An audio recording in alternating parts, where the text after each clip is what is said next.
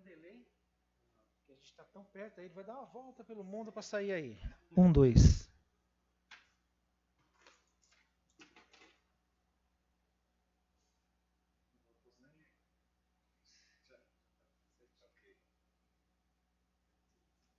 Então agora eu vou fechar esse usuário e vou abrir um outro para vocês poderem usar aqui.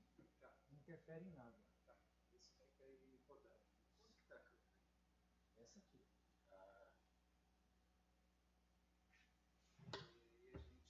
Aí vocês usam no outro usuário. Nesse aqui, no professor. Então aí eu consigo entrar nos sistemas USP. Isso, aí pode usar à vontade aqui que não interfere em nada. Está no outro usuário, a gente só não desliga o computador, que aí ele para de. A gente. Você tem. Bom, dá para entrar no YouTube e tudo à vontade. Tá bom? Tá? Vai ter amanhã e quarta-feira de novo? Tá bom, então. Muito obrigado. Acho que não foi.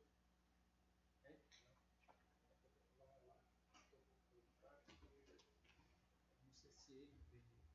Pedir para ele botar no. Vai dar para a gente. Só que eu pendrive. Para a aula dele. Um minutinho pra gente. A gente costuma começar às 8 horas, a gente vem pontual nessas coisas, mas é o primeiro dia, e antes do professor. Não tem que ser feitas as anotações. Eu pedi para pegar o professor um pouco antes, chegar um pouquinho mais tarde, porque eu quero falar um pouco para vocês da matéria. Eu tenho os nossos convidados, mas é importante que quem é da matéria saiba qual vai ser a dinâmica do curso. Você teve surpresa, né?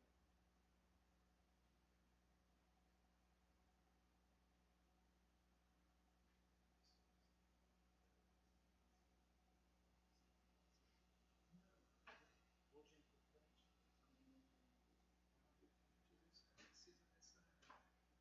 desse apoio, né? Disso, aí pegar um negócio e fazer uma outra, não. Não, posso ficar. Não, é para te ver na. Não precisa não. E corre para você não na mas hoje precisa ter preconceito. Tem que apresentar os compromissos.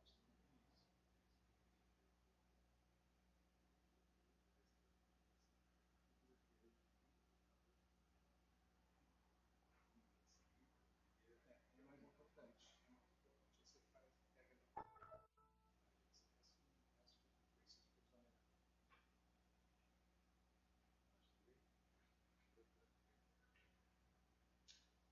Deixa eu ver.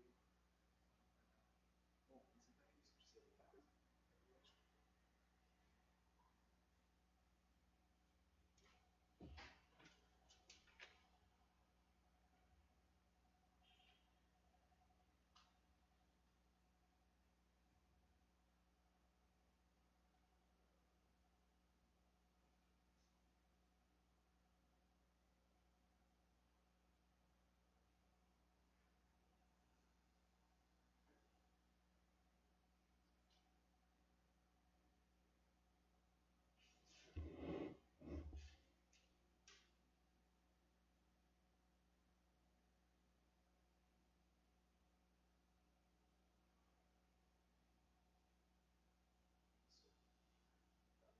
isso precisa estar. Tá rodando.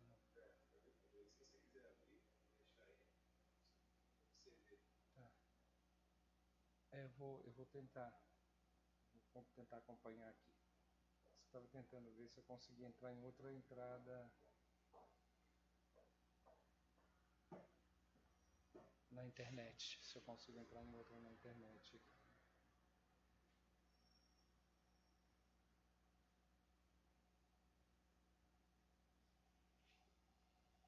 Oi, Tamires.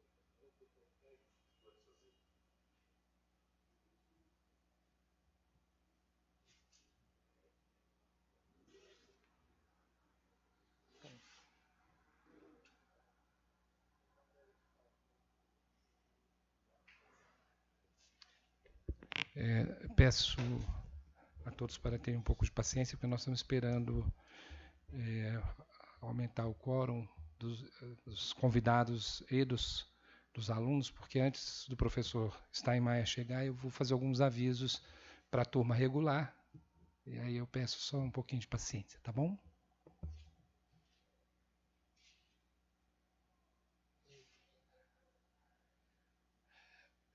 Arcanjo, Arcanjo, você pode me ajudar?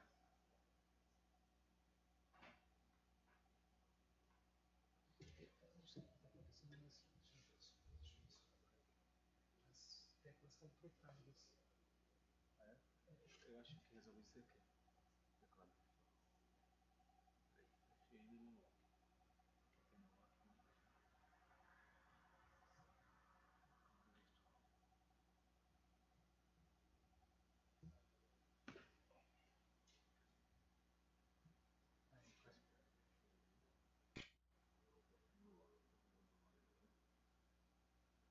Sim.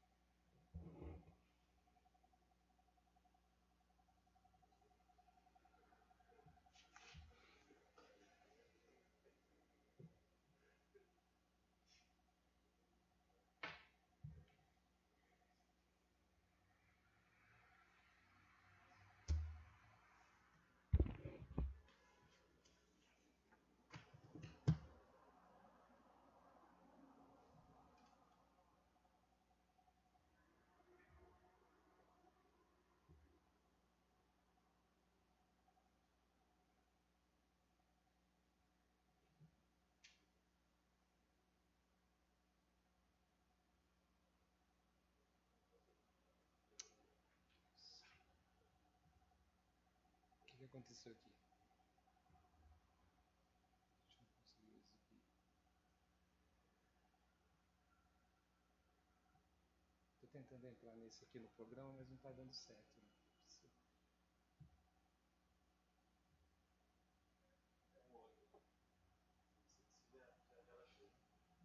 Não sei como é que tá aqui, né? Porque eu tô tentando abrir e aí ele não entra, viu?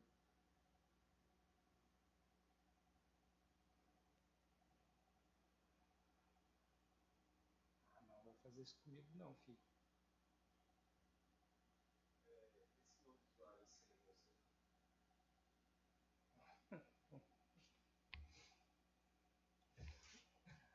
não acredito.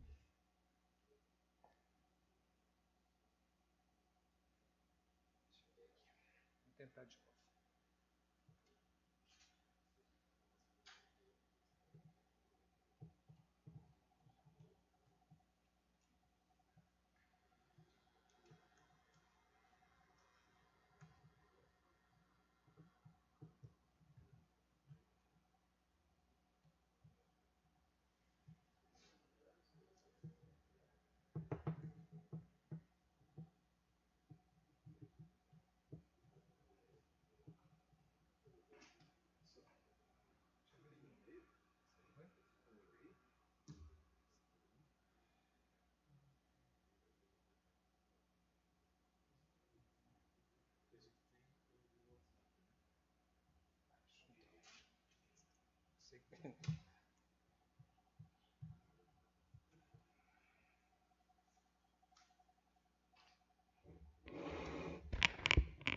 Bom, bom dia a todas e a todos.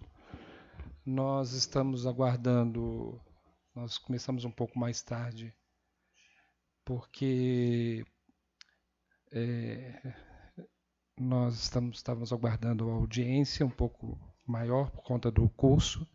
E nós hoje, antes da chegada do professor Steinmeier, vocês desculpem eu estar sentado aqui, eu costumo gostar de movimentar, mas nós está havendo uma transmissão no YouTube, então, para não ficar estranho eu ficar pulando na frente e não ter ninguém falando, vai ficar muito esquisito, então eu vou fazer daqui excepcionalmente. Então, o professor Steinmeier vai chegar por volta de 8h30, para que eu possa explicar para os alunos regulares e mesmo os especiais qual é a dinâmica do curso, e aí depois nós iniciamos a intervenção do professor Steinmeier. Bom, quem é do curso, quem está no curso, tem um número de acesso ao Moodle da disciplina. Então, é só entrar no sistema USP, e aí tem o Moodle, e no Moodle você indica, normalmente é o número USP e uma senha que você mesmo cria ou você mesma cria. Então, lá vocês verão que nós temos um programa e alguns textos que já estão disponíveis para os alunos e para as alunas. Só que tem alguns que não estão e vocês vão ter que adquirir, porque são textos regulares da matéria. Então, por exemplo, a partir da semana que vem nós começamos a usar o texto do Pachucanes, que é o Teoria Geral do Direito e o Marxismo e Ensaios Escolhidos de 1921 a 1929. Essa é uma edição da Sanderman. Existe uma outra edição, mas nós usamos essa porque essa foi feita pelo coletivo, por nosso coletivo, para que nós possamos dar aulas na graduação e na pós-graduação. Então, a gente domina a edição e por isso é que costumamos usar a edição. As páginas estão lá indicadas no programa, e a cada semana, hoje nós temos o professor Steinmeier, que fará a sua participação para explicar a flexibilização das leis previdenciárias e trabalhistas na Europa, em 3 encontros, será bem concentrado. E depois nós teremos um outro bloco em que nós explicaremos a forma jurídica, conceitos gerais da forma jurídica. Um outro bloco, eita,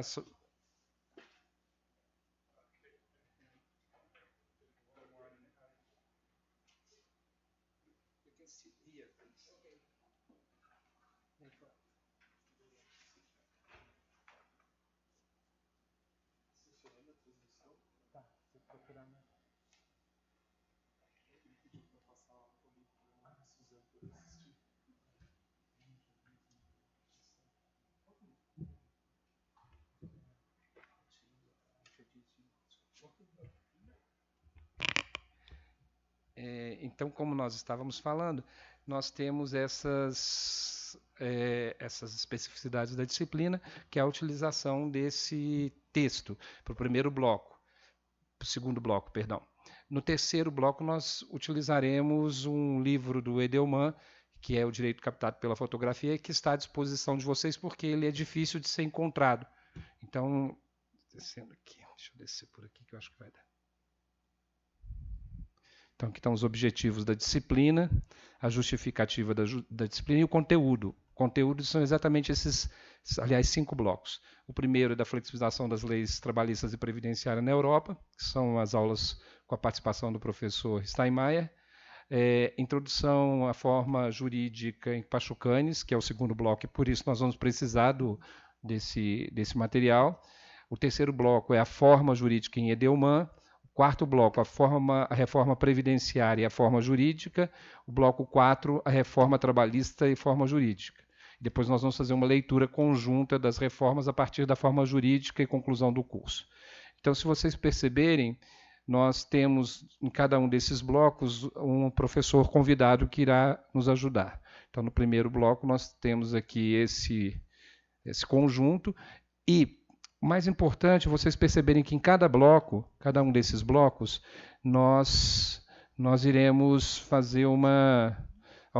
tem a quantidade dos textos, existe uma parte de exposição e uma parte de utilização dos textos, com as páginas aí indicadas. Então é isso que vocês vão ter que saber para a próxima semana, por exemplo, do dia 28 de agosto, nós já temos aqui as páginas indicadas de leitura.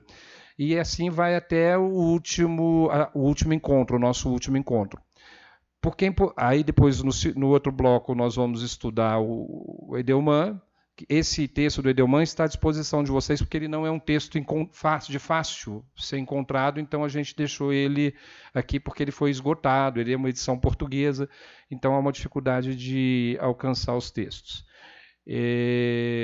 Aí a gente passa para esse texto do Edelman e quando a gente chega no último bloco, nós trabalhamos com o texto A Legalização da Classe Operária. Esse vocês vão ter que adquirir também, esse é mais fácil a aquisição, porque ele é da Boitempo, então ele tem uma circulação mais fácil. Então eu sugiro a vocês que se ocupem de procurar esse livro do Edelman, conversem entre vocês para acertar o livro do Pachucanes, porque ele é de mais difícil acesso. Por último, o que é importante aqui é saber que, na verdade, vocês precisarão desse texto, porque metade da avaliação será feita a partir...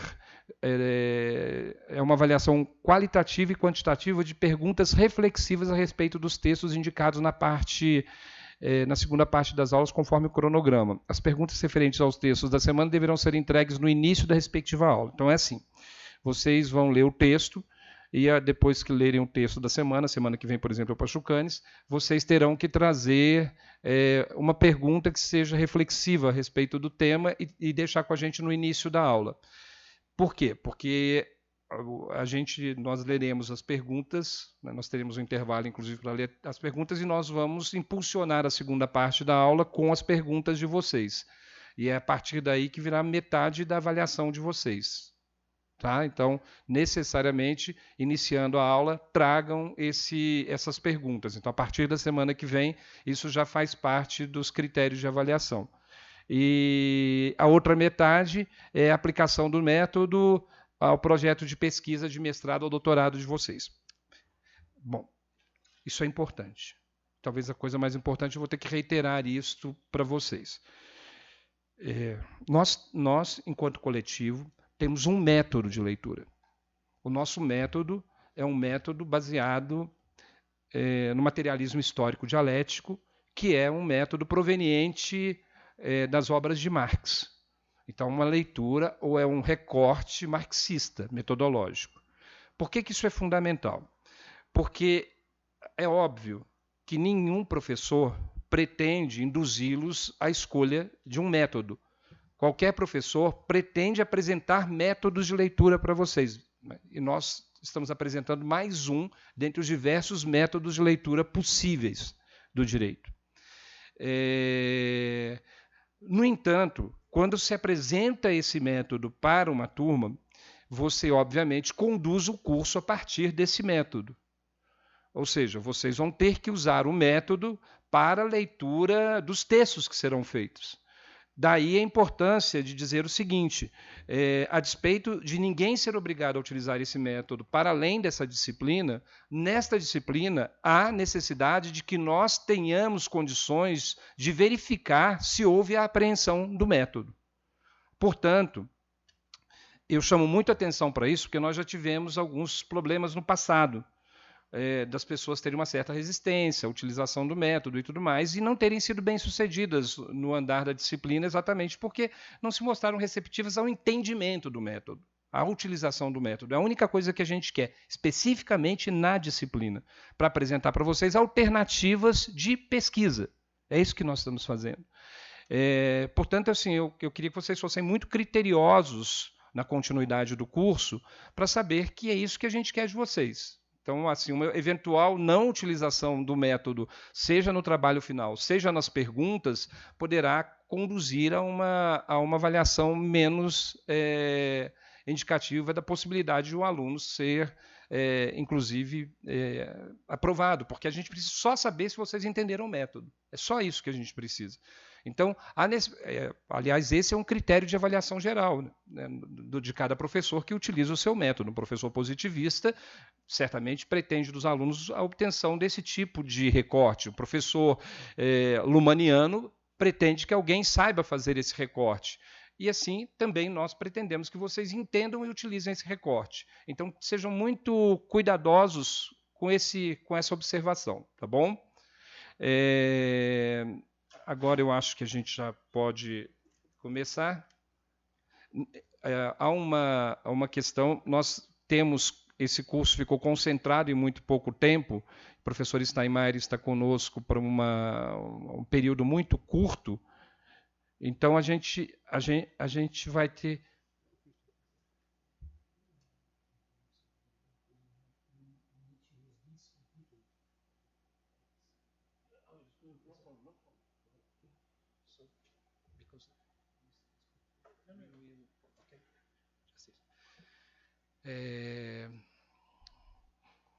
Nós teríamos um problema, não é um problema, porque eu acho que é fácil de solucionar. Como é muito concentrada, a outra vez que nós fizemos com a presença do professor Steinmeier, nós conseguimos fazer, não existe tradução simultânea na USP, infelizmente. Então, como não existe a tradução simultânea, nós temos aí esse problema de que no último encontro o Flávio se dispunha a fazer essa tradução para a gente, mas era muito complicado, porque o curso ficava brecando, a exposição ficava brecando muito, e isso atrapalhou o curso, porque a gente poderia ter dado muito mais conteúdo do que a gente acabou dando. Então, dessa vez, nós não faremos esse tipo de interrupção. Então, o professor irá falar, eu pedi para ele falar mais pausado possível, para vocês compreenderem. Eu peço aos alunos que não... Porque eu verifiquei a ficha de todos, acho que dos alunos inscritos, a maior parte fez proficiência em inglês, mas ao mesmo tempo, se alguém tiver um pouco de dificuldade, maior dificuldade, procure se aproximar de alguém aí que fala inglês, porque aí ele vai te ajudando para a gente poder dar fluência, porque são 3 encontros para falar, ele tem quase 150 slides, então assim, se a gente não aproveitar essa oportunidade de poder conversar com o professor, fica complicado. Então por isso vai ser em inglês, ele vai fazer mais pausado, nós vamos fazer uma primeira parte, aí dá uma parada e voltamos para uma segunda parte, tá bom? Então, deixa eu colocar.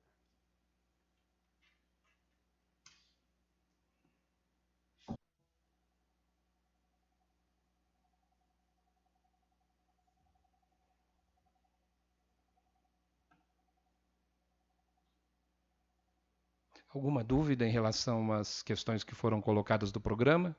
Não? Bom, deve ter gente que ainda vai chegar depois, porque tem mais inscritos no programa, mas vamos ver.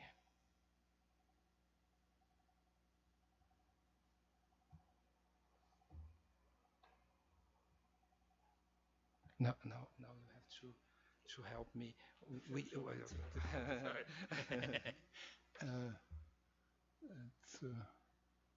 Let's take it this way around. There.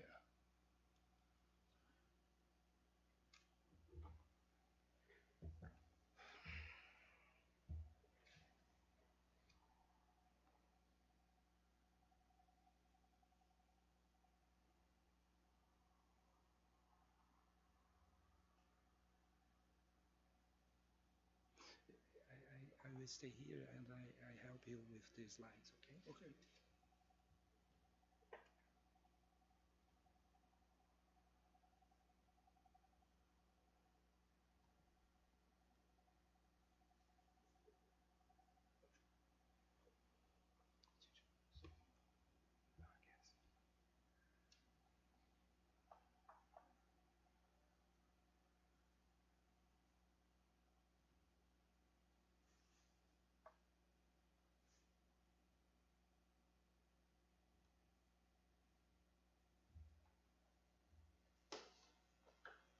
Você quer trocar? Você arrua aqui. Você quer, fica aqui, acho que você tem mais condições de movimentar isso. E aí eu passo para lá.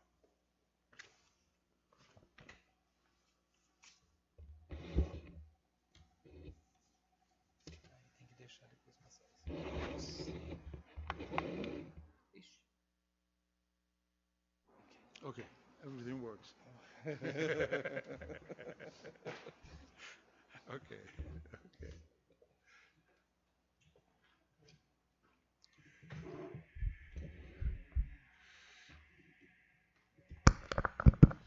Good morning. First of all, I will introduce Professor Steinmeier. Professor Steinmeier is a professor from Münster Law School. It's one of the most important law school in Germany and also in Europe. We are working together about 4 years or 5 years. It's a permanent network between our university and Münster University, and I think it's the third turn you are here. Yes, and we went to Münster also about two turns. Yes, and I'd like to say that we appreciate a lot your presence here, and thank you very much. Okay, so the word is. Okay. Thank you. Okay. Thank you. Well, I'm happy to be here and to teach to you. And You have to tell me if I talk too fast. I have lived in the United States for a years ago, and so I'm quite familiar with English, so I might speak too fast. I also would like to, because these kind of courses are something interesting, hopefully, for you, but for me, it's also a thing to learn. Because I'm presenting to you my European German view, and I would be interested to know more about the Brazilian view. We talked a bit about it, but I think the basic thing is, personally for me, also to really learn it and to see also your views about the topic. And this is why you should simply intervene also when I'm talking. I'm a professor now for about 40 years. You see, it's not too early, not just at the beginning. So I've experience with teaching and with intervening, and no problem. Okay. So this is one thing I have to say. You already mentioned my university, which is, to give some ideas where it is in Germany. If most people know about Berlin, know about Cologne, Hamburg, and these big cities. It's halfway between Hamburg and Cologne, and it's one of the biggest universities. We have 40,000 students, which is a lot in Germany. While the law school has about 5,000 to 6,000 students.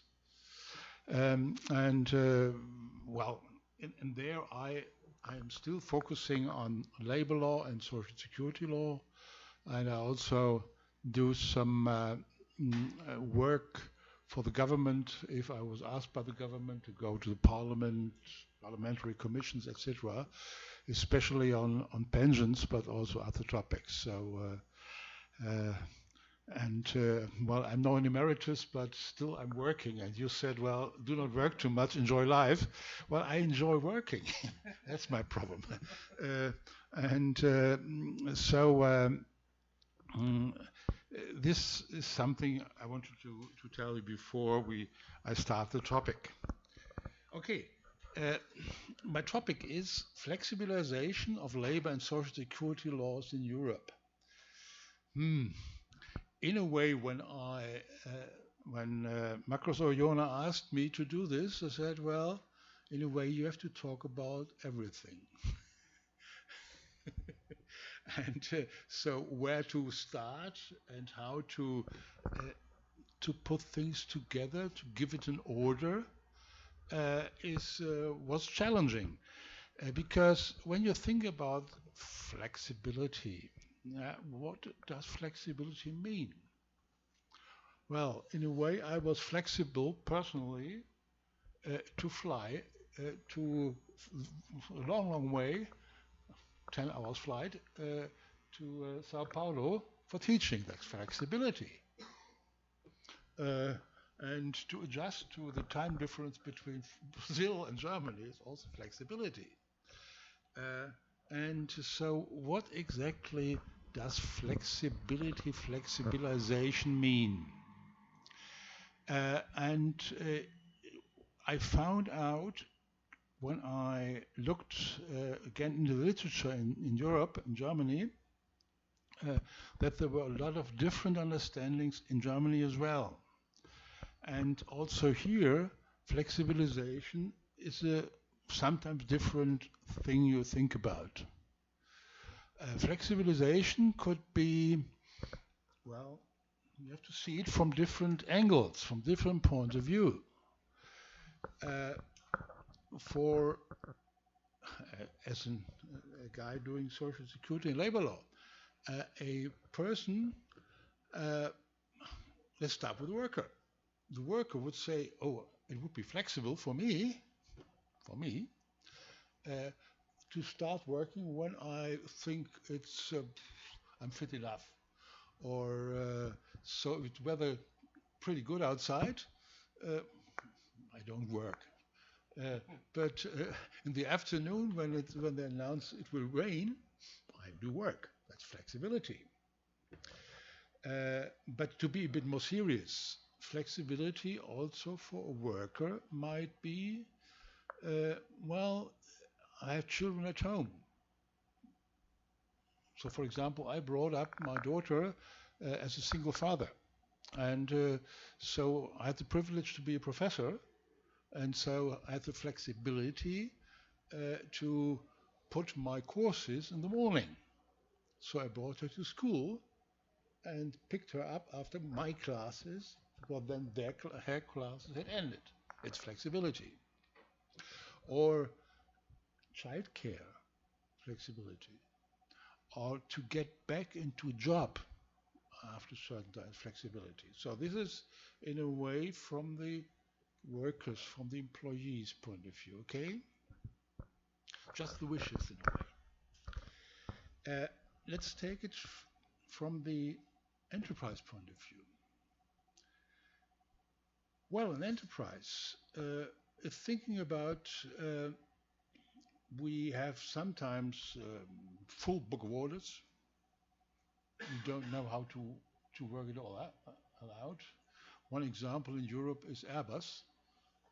Airbus is busy with the order they got, I think, for the next 10 or 15 years, without any interruption, 10 years in advance. They have to make airplanes. For them, no problem, they need workers. But an enterprise there has to be flexible? Yes. Because, for example, also take Airbus. You may have heard about the big 380, this super jumbo, which is in a way, the airlines don't like it. So they now construct other airplanes, smaller ones. So they have to move people from one place because Airbus is placed in Germany, in France, in Britain. Until now, we don't know what happens after Halloween, etc., all around. So they have to be flexible to maybe move people, workers, from Toulouse in France to Hamburg in Germany, because they need them in Hamburg, not in Toulouse. This is flexibility from an enterprise point of view. From an enterprise point of view, if the enterprise is not in such a great shape as it's Airbus, flexibility would mean we don't know how often we need the people. So, for example, in Europe, it's summer now. And if you ever have been to Europe, especially Bavaria or other places, there are beer gardens. You know the beer gardens, okay? And the beer garden is nothing worse if it's raining. But it's great if it's sun. You need waiters to give you the beer, bring you the beer, if it's not raining. If the weather is great and if it's sunny, if it's warm. Otherwise, if it's bad, you don't need them. How to manage this? These people want to get work. They have to be flexible. Flexible here means they don't get money during the time, okay? Another thing is a company has a workforce of sorry. Okay. So take this away and this one. Okay. Technology. Okay. So, another situation. A company has to adjust sometimes to different situations. So take, for example, even companies like car makers, like Volkswagen, BMW, etc. There are phases where they know we need a lot of workers because we have a lot of orders in our books, and we have situations where we don't have. So should we fire them and rehire them? Because this would be something we do.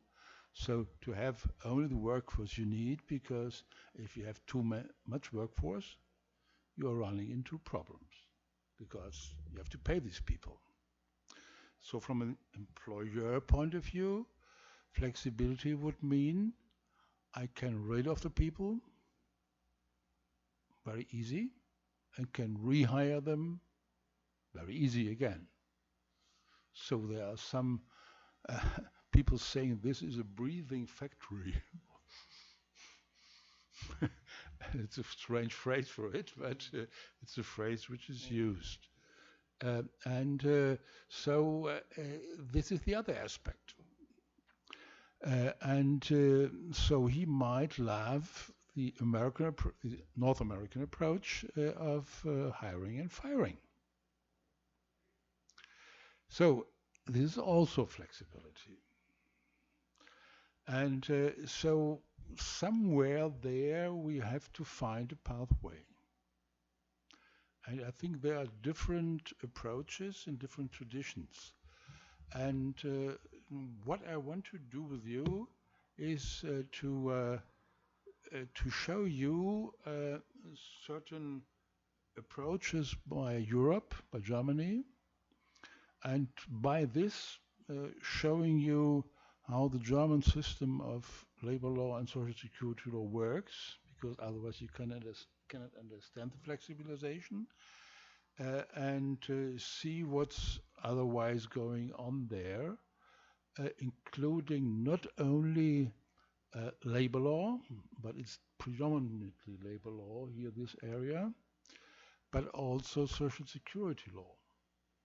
To give you some ideas in social security law, what about people want to have some time off. How is the health insurance, sabbaticals? Or women, sorry for this cliche, women want to take care for their children. How could they adjust it with certain healthcare protection, etc., etc. So I start now a bit with the wording of flexibilization, flexibility, and so on. And here I found some definitions somewhere, and just put them together, and later on we try to make it a bit clearer. So, flexibilization, it's the first quotation, refers to changing work practices by which firms no longer use internal labor markets. Stop here. What is an internal labor market?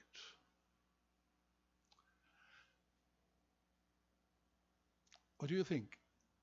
Internal labor market means that a big company can really, within the company, pick people from one place to the other. So what I talked about Airbus is internal labor market. It's very internationally because Airbus is in different countries. But nevertheless, it's one, not company, but one group of companies. And so it's an internal labor market. Okay. And so they can see, well, we have people who did work on these very big A380 jumbo. We don't need them there anymore, but because all people want to fly the smaller ones, which you always have here. So we have to put them there. That's internal labor market. And this internal labor market is a good thing for the employer and for the employees. Well, for the employees is what problem? They have to be flexible to move from Hamburg to Toulouse or vice versa. And so it might not be charming for everybody because of family. And if you're young, you enjoy to go somewhere else. But if you have family and a house, you are not so flexible anymore. So this is internal labor market. Implicitly promise employees lifetime job security. So no longer use internal labor, flexibilization one definition, or implicitly promise employees lifetime job security. So my job as a professor is a lifetime job. And I was appointed professor, and it said on the appointment document, appointed for lifetime, which is very comfortable. And so I stayed with that university. But this is maybe a thing of the past, to be realistic. Not at university, it's another situation. But generally, it might be a thing of the past. And so flexibilization, this definition says, but rather seek flexible employment relations. You see the problem. Flexibilization means flexible relations. It's a flexible employment relation that permit them to increase or diminish the workforce. Now they have the breathing factory again. And reassign and redeploy employees with ease. That's flexibilization. If you see this flexibilization, this aspect, well, you can make 2 points. If you see this, this might be good for the enterprise, but this may cause problems for the other side, for the employees. And so the question is how to put this together. In some countries like Austria, the debate surrounding greater flexibility of the employment is concentrated on two issues: working hours and pay. So you might be a bit possible to be flexible in pay and flexible in working hours. So we need you less, we need you more.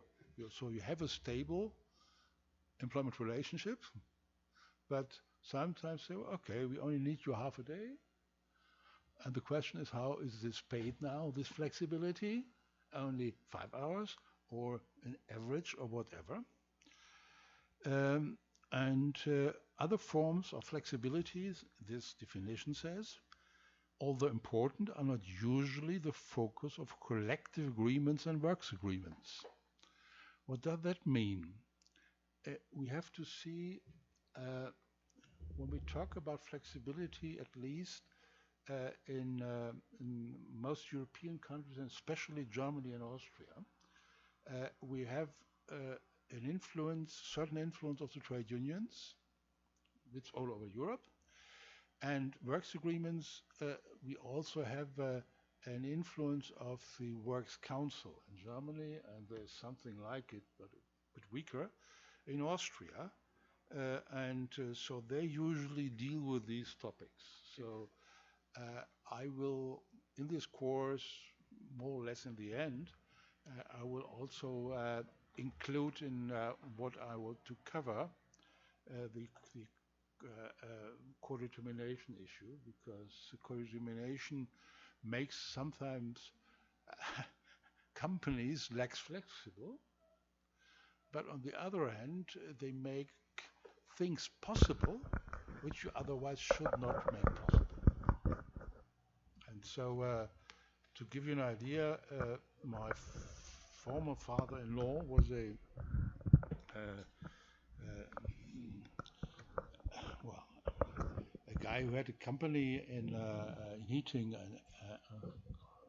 area, and I talked with him because he knew his son-in-law was a professor in labor law, and I talked with him about his works council he had in his company. And he said, well, it's great to have this, because I need somebody to talk with. I need some people to arrange things with, make things easier. And so this makes, it sounds as if this would make the companies less flexible, because a manager without this would decide, say, well, now it's 9 o'clock, and at 10 I will send an email to the others, I have decided, that's it. If you have a works council, it may be 9 o'clock next Monday, because you need to arrange certain things. You have to negotiate with the works council, etc. But mostly, if you ask employers, enterprises, they say, okay, it's a good thing that we have it. Less flexibility, however you may define it. Okay.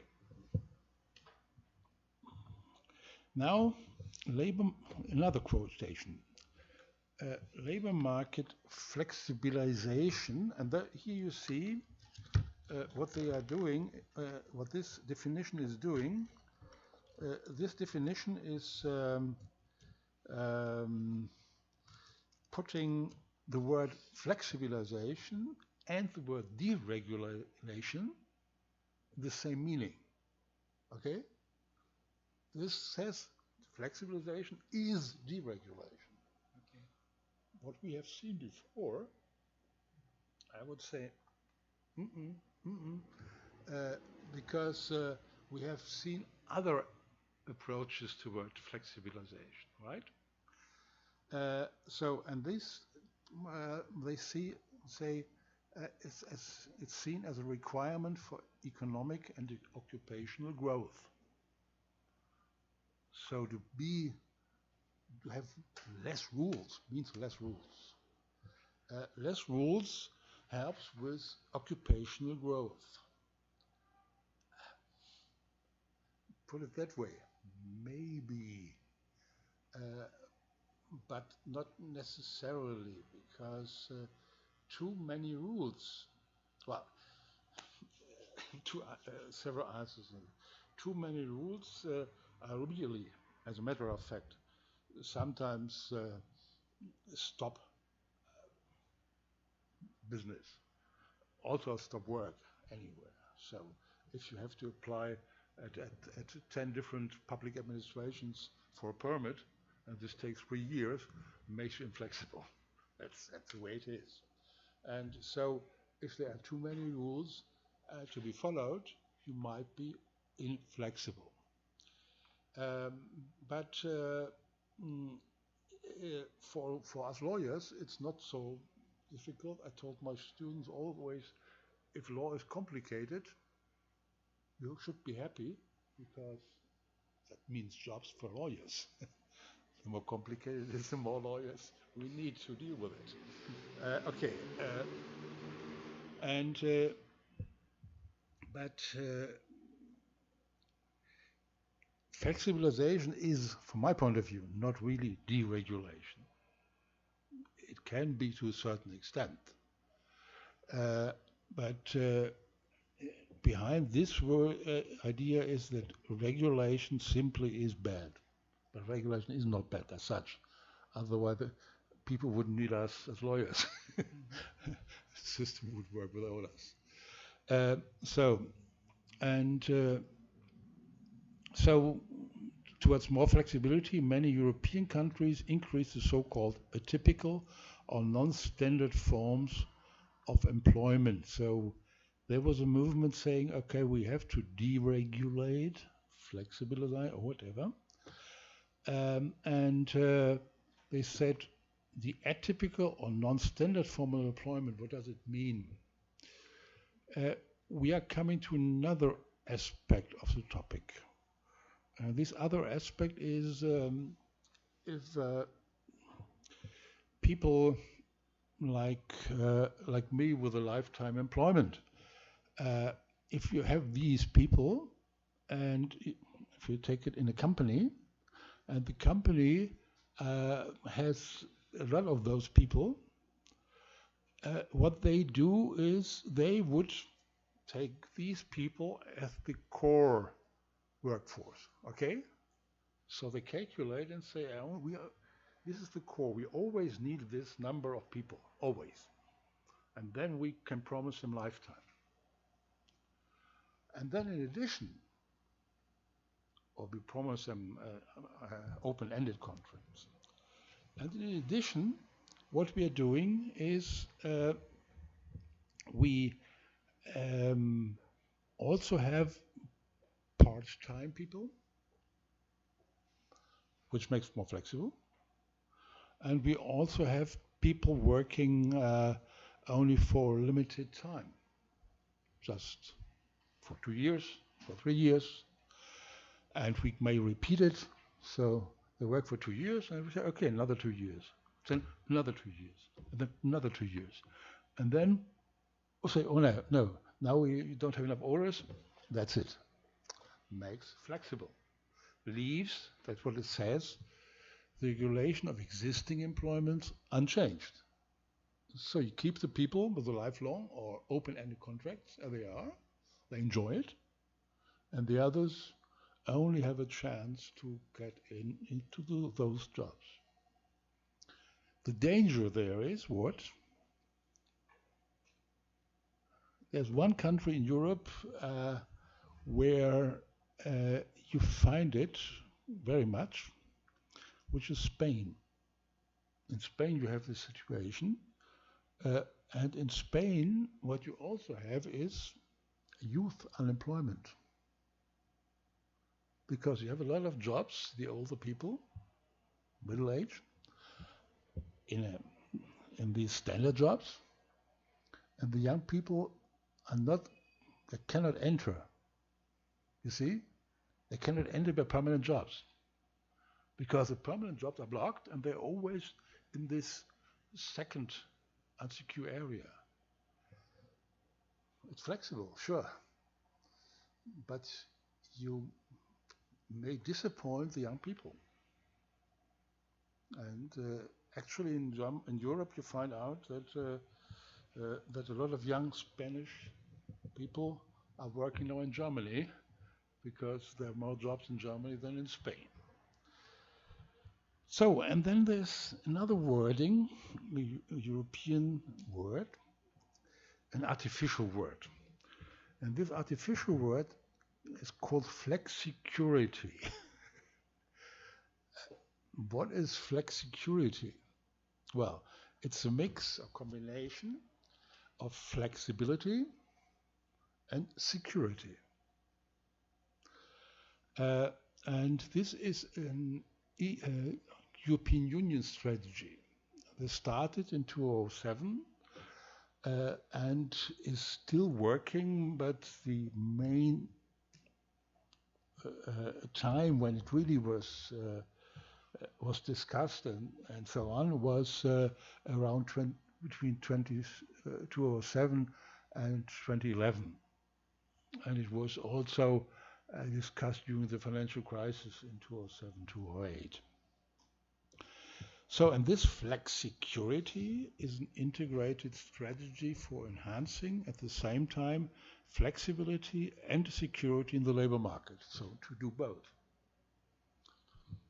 And it attempts to reconcile employers' need for a flexible workforce with the workers' need for security, confident that they will not face long periods of unemployment. Sounds like a wonderful idea, right? And and you see, at least when they did research on it and worked on it, in the first place, there were some polls saying that the employers, the enterprises, said, okay, it's a good idea. And they were a bit more in favor of flexicurity than the trade unions had been. But it was, let's try situation.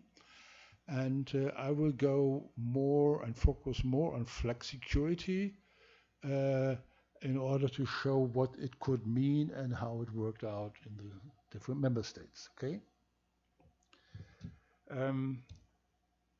So some terms. We have now seen several terms. First term is flexibility. We have seen what flexibility could mean. Flexibilization is the process of doing it. Means, from some point of view, deregulation, not from all. The artificial word is flexicurity. And if you do it in the wrong way, or in a certain way, then, and this is another artificial word I found in literature, flexploitation. You know what it comes from, right? Exploitation and flexibility, it's flexploitation. And this also may happen because too flexible means can mean exploitation of people. So if you all the day you are a waiter bringing beer in the beer garden, and it's a rainy summer, and you wait all rainy summer for orders, and they never call because it's raining, you are exploited in a way, so this is not what it should be. So these are the terms. This gives you a certain idea of flexibility, flexibilization. Okay, if you have any ideas on what flexibility might mean, I appreciate your ideas. Any doubts? Alguma pergunta, alguma dúvida? Então a primeira parte ele fez. A primeira parte ele tentou definir o termo, deu as dificuldades da definição do termo, deu como ocorre isto na Europa e falou que não é a mesma coisa que desregulamentação. Tem que tomar muito cuidado com isso. E aí deu essas possibilidades. Aí falou da seguridade, eu não sei como é que fala aqui, mas flexigurança. Essa daí, flexibilidade, flexsegurança, seja lá o que for. E disse da possibilidade do desvirtuamento disso tudo na flex exploração. E que daqui a pouco ele vai desenvolver um pouco mais essas questões. Okay. Nenhuma pergunta sobre a questão conceitual, sobre o tema? Yeah.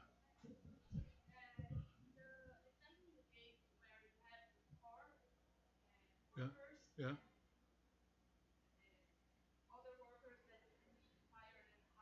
Yeah. Yeah.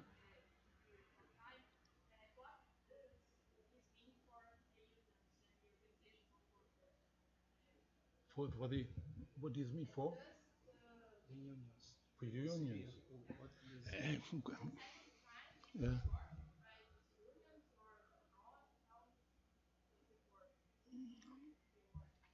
Yeah, well, yeah, between the corner and it's a very interesting question.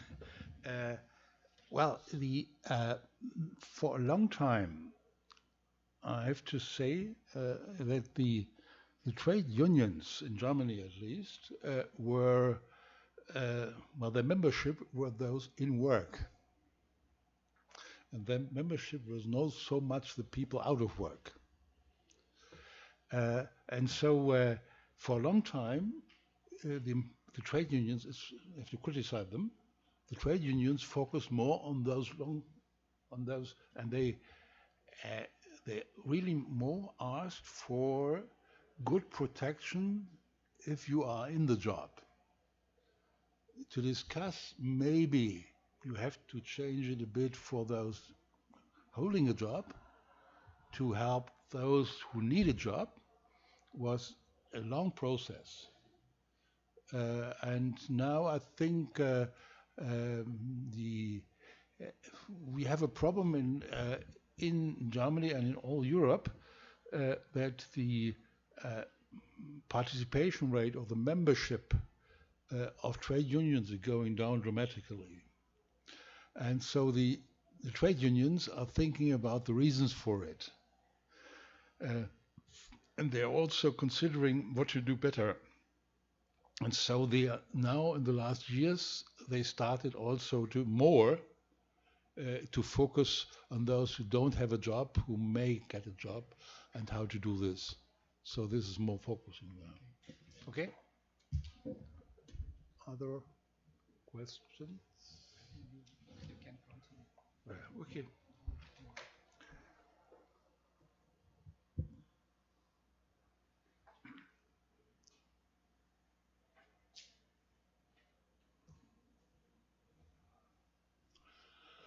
So, some other ideas. Flexibilization means, at the meaning mostly used, adjustment towards a changing world. There are several aspects to we will follow in the next 3 days, the next 2.5 days. I give you make some points. One point I just wrote down here is there is a certain president, I don't mean yours in Brasilia, but I mean the guy further north in the White House in Washington. And he is fighting and doing commerce wars against everybody in a way. And he is now fighting Germany, he's fighting China, he's fighting, not Japan, but, well, anywhere.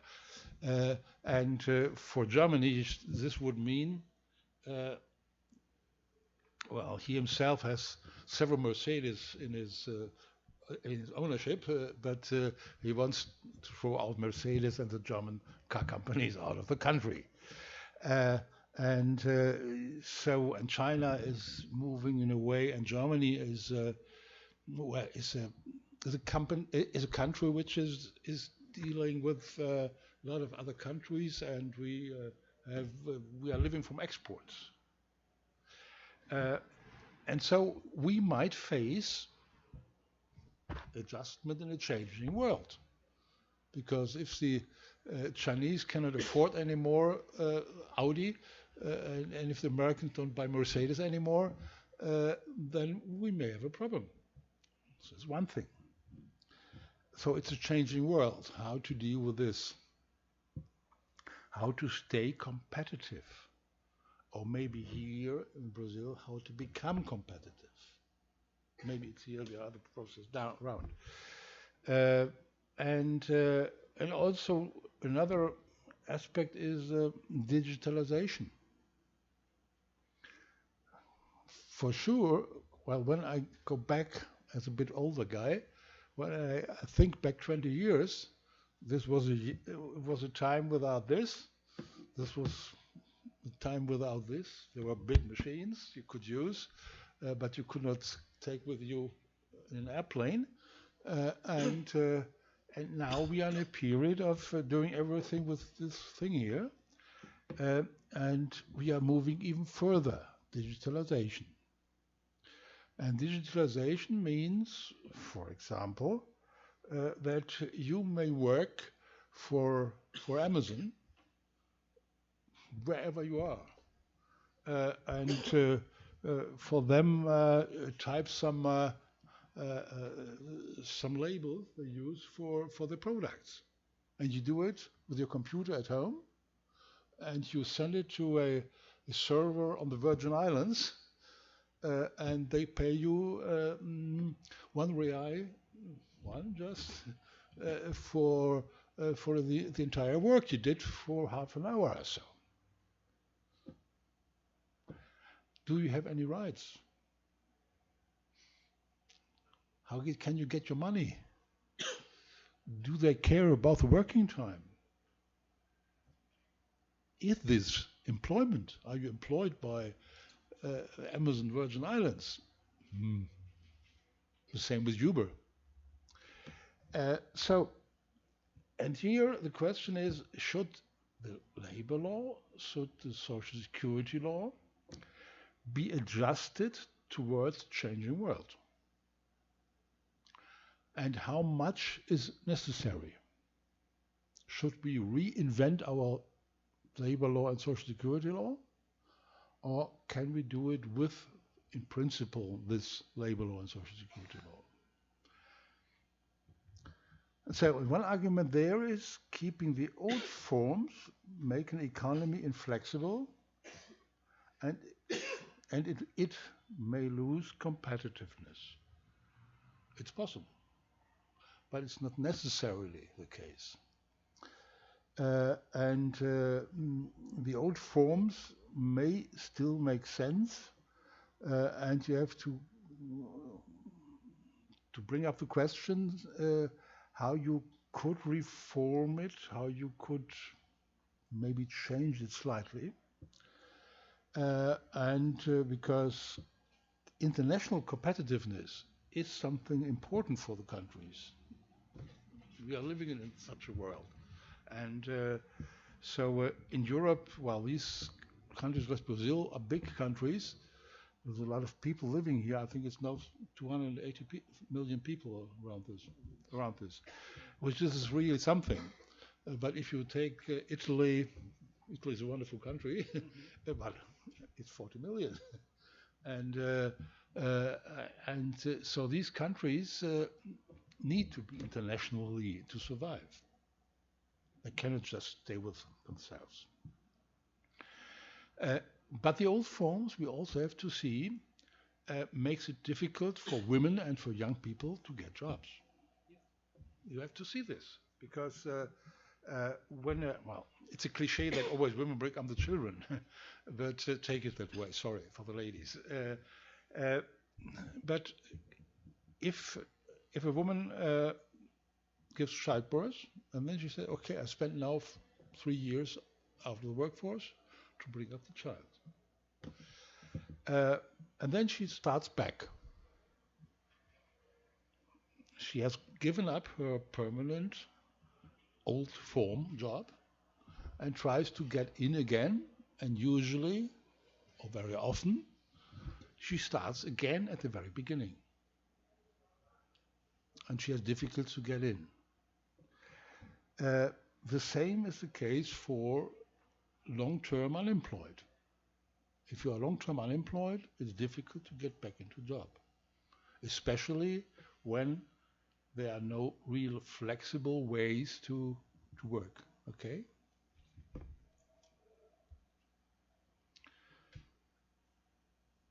So what is the EU doing? I'll go a bit for EU. What I'm planning is to tell you something about the European Union, how it works there, and also go a bit then to some countries, etc., and then especially to Germany, etc. So, what is now the EU doing?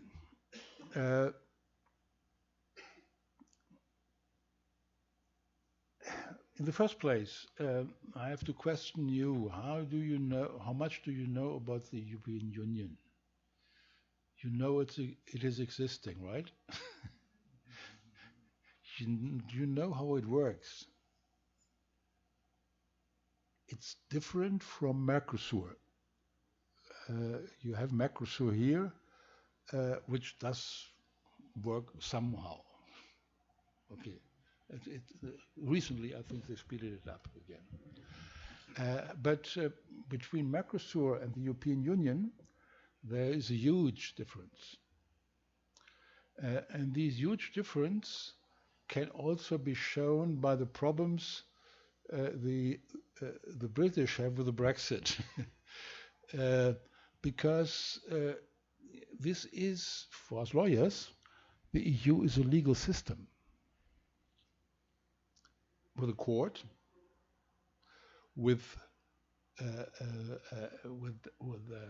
regulations directly applicable. So, for example, when I go from Germany to France, or next week I go to Belgium for work, and when I get ill in Belgium as a German, I refer to European law directly. There's a regulation which entitles me to go to Belgian doctor. So it's a real system of it's kind of an additional legal system, okay? And so Britain is in the system now for 40 years, and each year thousands of regulations, like a parliament, are established. And on Halloween, if Johnson, Prime Minister, is really running towards a hard Brexit, at Halloween, it's all over. Within 1 second, and the rules do not apply anymore. Any of these rules. So it's important to know this, that it's like a country, like a state. It's very close to a state. So the EU is no longer just some countries having contracts like Mercosur, but it's like a federal state, close to a federal state already. And so there is an influence by the EU, the European Commission, Council, Parliament. You see, Council, Parliament, it's like a government. To do something. And so, flexicurity.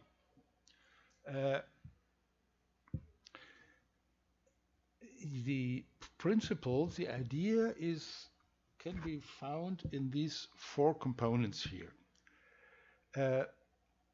What they ask for is flexible and reliable contractual arrangements. So reliable means you can count on them. Flexible means it has to be not too difficult to get out of them. Then they say the next thing is comprehensive lifelong learning strategies. What does this mean? Yeah, well, put it that way, there is a story. Yesterday I told you the story. There is the German city of Bochum. You may not know it. It's close to my place, and it's a city in the Ruhr area. And Ruhr means mining, It's coal in the old days. It also meant because if you have coal, you can make steel because you need coal for making steel. So steel industry and coal. We just closed down the last mine in Germany, coal mine. It's done now. So all the coal miners had to learn something different. So some of them went to steel industry. Steel industry survived a bit longer. Now, if you are in the area of Bochum and Duisburg, you don't see any smoke anymore going out of some steel industry. It's over. Have to relearn. Then these people, there was Opel, which is used to be part of General Motors, a car company, had a factory in Bochum. This factory, so they learned how to put together cars. A couple of years, I think 10 years ago, Bochum closed down factory in Bochum, Opel. So a new company came, Siemens, and doing this here. So they learned to do this here, to fix this here. Then Siemens found out are not competitive. I once had a Siemens mobile, but you never have heard about a Siemens mobile now anymore. So, and Siemens sold them to a Korean company, BenQ, and the Korean company needed half a year to go bankrupt. And then Nokia came, you know the Nokia Finnish company. They established another company doing this and other phones. A couple of years later, they said, well, it's cheaper to produce in Romania. They're gone. You can survive only with lifelong learning strategies, but the problem is, in what direction? What should you learn? These people learned how to do this. This is new technology, but it's produced now in Romania and China and other places, but not in Germany anymore. This is a Korean one. And the others are put together somewhere in Asia or wherever. So, but lifelong, anyway, you have to train people.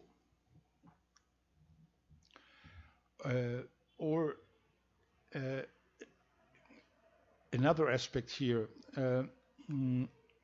when you talk about the digitalization, I heard from the president of our employment agency, the Federal Employment Agency. He told us that in Germany, digitalization would mean the loss of 2.5 million jobs because you don't need them anymore. But, he said, it will create 2.7 million new jobs. Okay, sounds great. Where's the problem? You may lose jobs with certain qualifications, certain people with certain skills, and you have to retrain them to another job. And not all of those who have lost their position are able to deal with the problems and the issues of the digitalized world. So it may produce, in the end, certain unemployment. Yeah. Okay. Okay, so you see this aspect here. Effective labor market policy. So the idea is, if you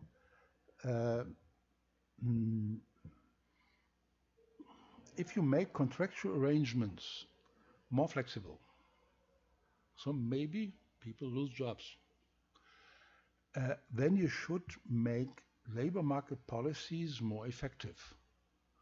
And labor market policies would mean, for example, to give people an idea of new jobs, to put them in training courses, and to also give, for example, maybe employers certain subsidies to employ long-term unemployed. So long-term unemployed, he might not be with a productivity of 100%, but just of 55 or so. And so the idea is to give him a subsidy to fill up the rest, and so he can get in and so on. So this would mean active labor market policies, and then also a modern social security system. This means people could retire, they have unemployment benefits during the time when they look for a job in Portugal. They call it the Lisbon strategy because when the ministers, the presidents and the heads of state met in Lisbon, they developed a strategy, and since then they now call it the Lisbon strategy.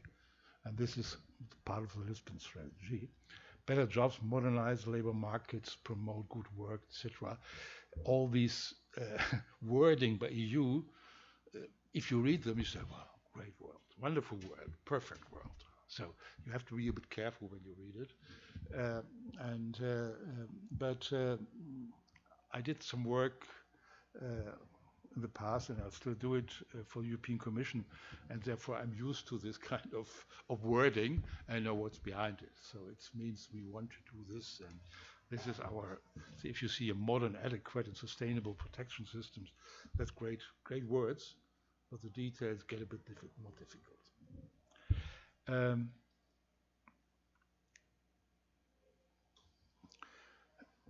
What we have in Europe when it comes to these approaches of flexicurity and whatever is,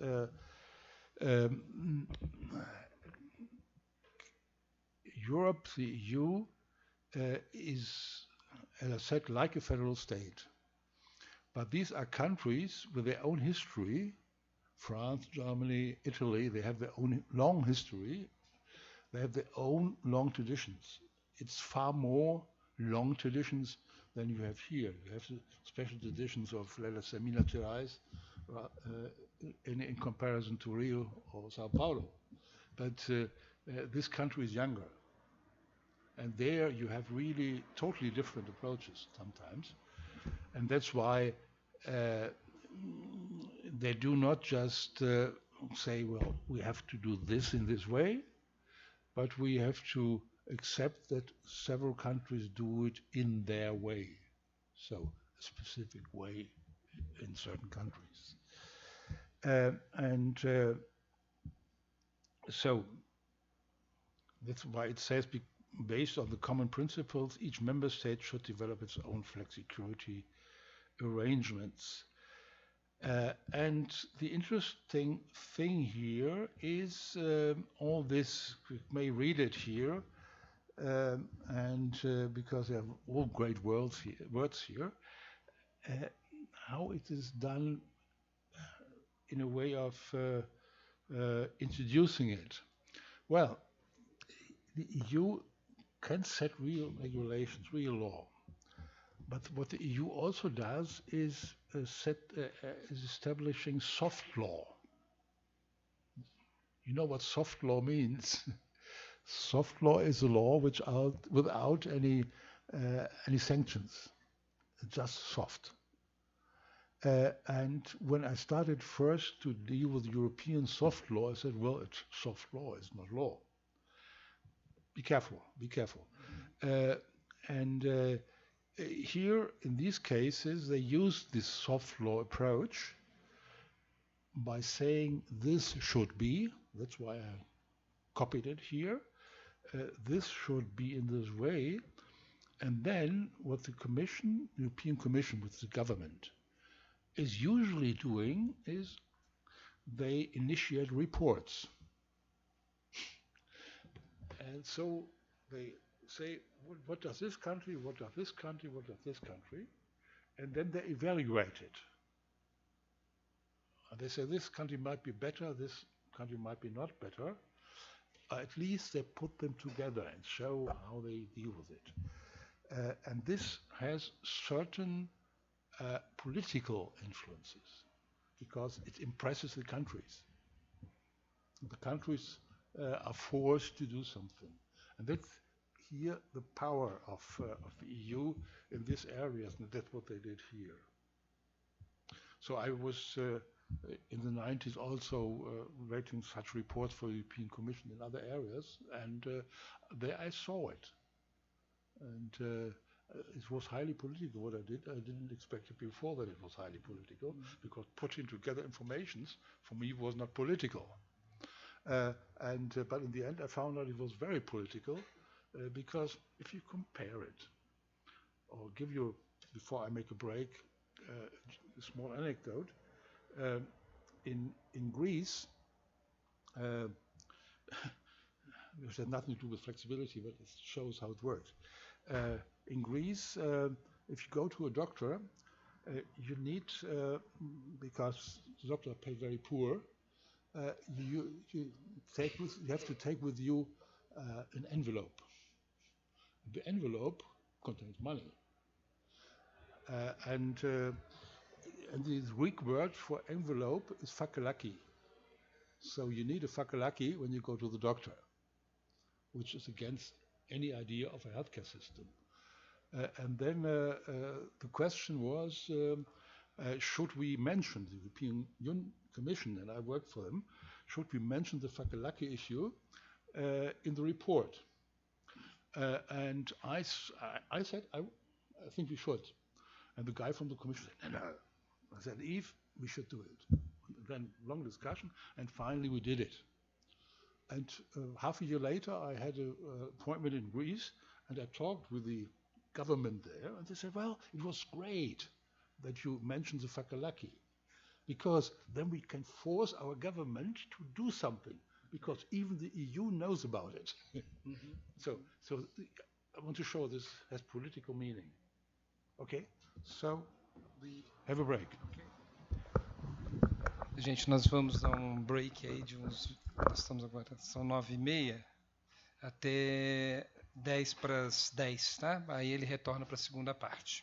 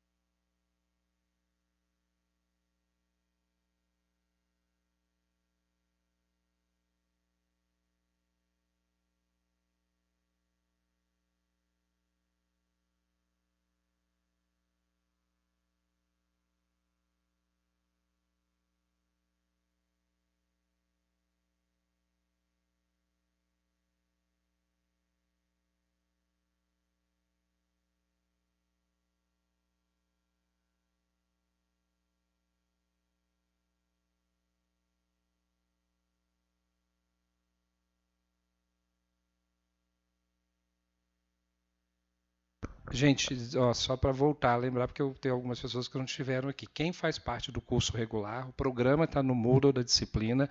A semana que vem nós já iniciamos as nossas atividades com esse livro, que é o que a gente usa aqui. Então vocês vão ter que adquirir, porque esse a gente não tem. Vai estar lá, tudo explicadinho. E cada aula vocês vão ter que trazer uma pergunta no começo da aula, para a gente poder dar ensejo à segunda parte da aula, tá bom? Então tomem conta disso. And we will begin with our professor. Okay. So let's restart. And I'm still giving you the background in a way, and we will get into the details, no problem. So in the first place, what I want to give you now is, in a way, not in a specific order, some cases. So cases about flexibilization. What can happen? What is flexibilization? What is flexibility? So, and you see, I just started with retirement age, which is maybe for you not in the center of it, but it's just, well, I associate it with some aspects and so on. So currently, uh, in Germany, you want to retire, you have to work until age 66 plus 2 months. Men and women alike. It's different from here. Here, women can retire earlier. This would be against our constitution, and therefore men and women may retire at the same time. And with my students, I always joked about this topic by saying, with the males, I said, this is totally unjustified. We males our life expectancy is shorter than for women, and we have to work longer. That's not right. Okay, but it's a long discussion.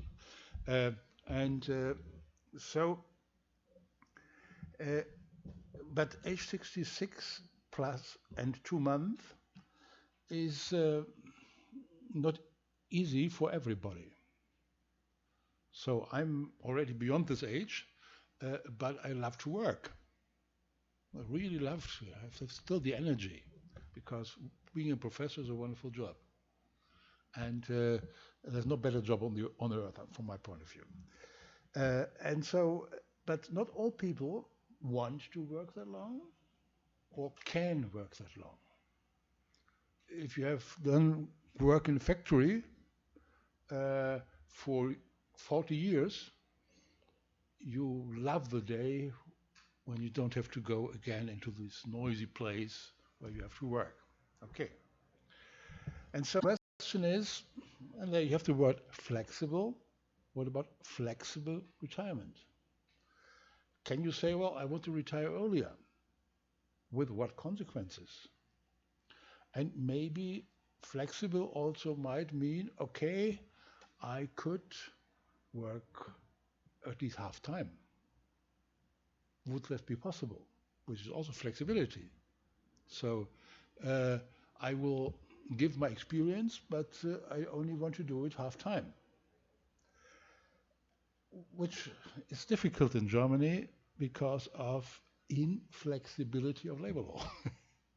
And so you see, the flexibility is an issue there, because we have a rule there which says you can do it part-time, but this rule is so complicated because of additional earnings when you earn and you earn too much and so on.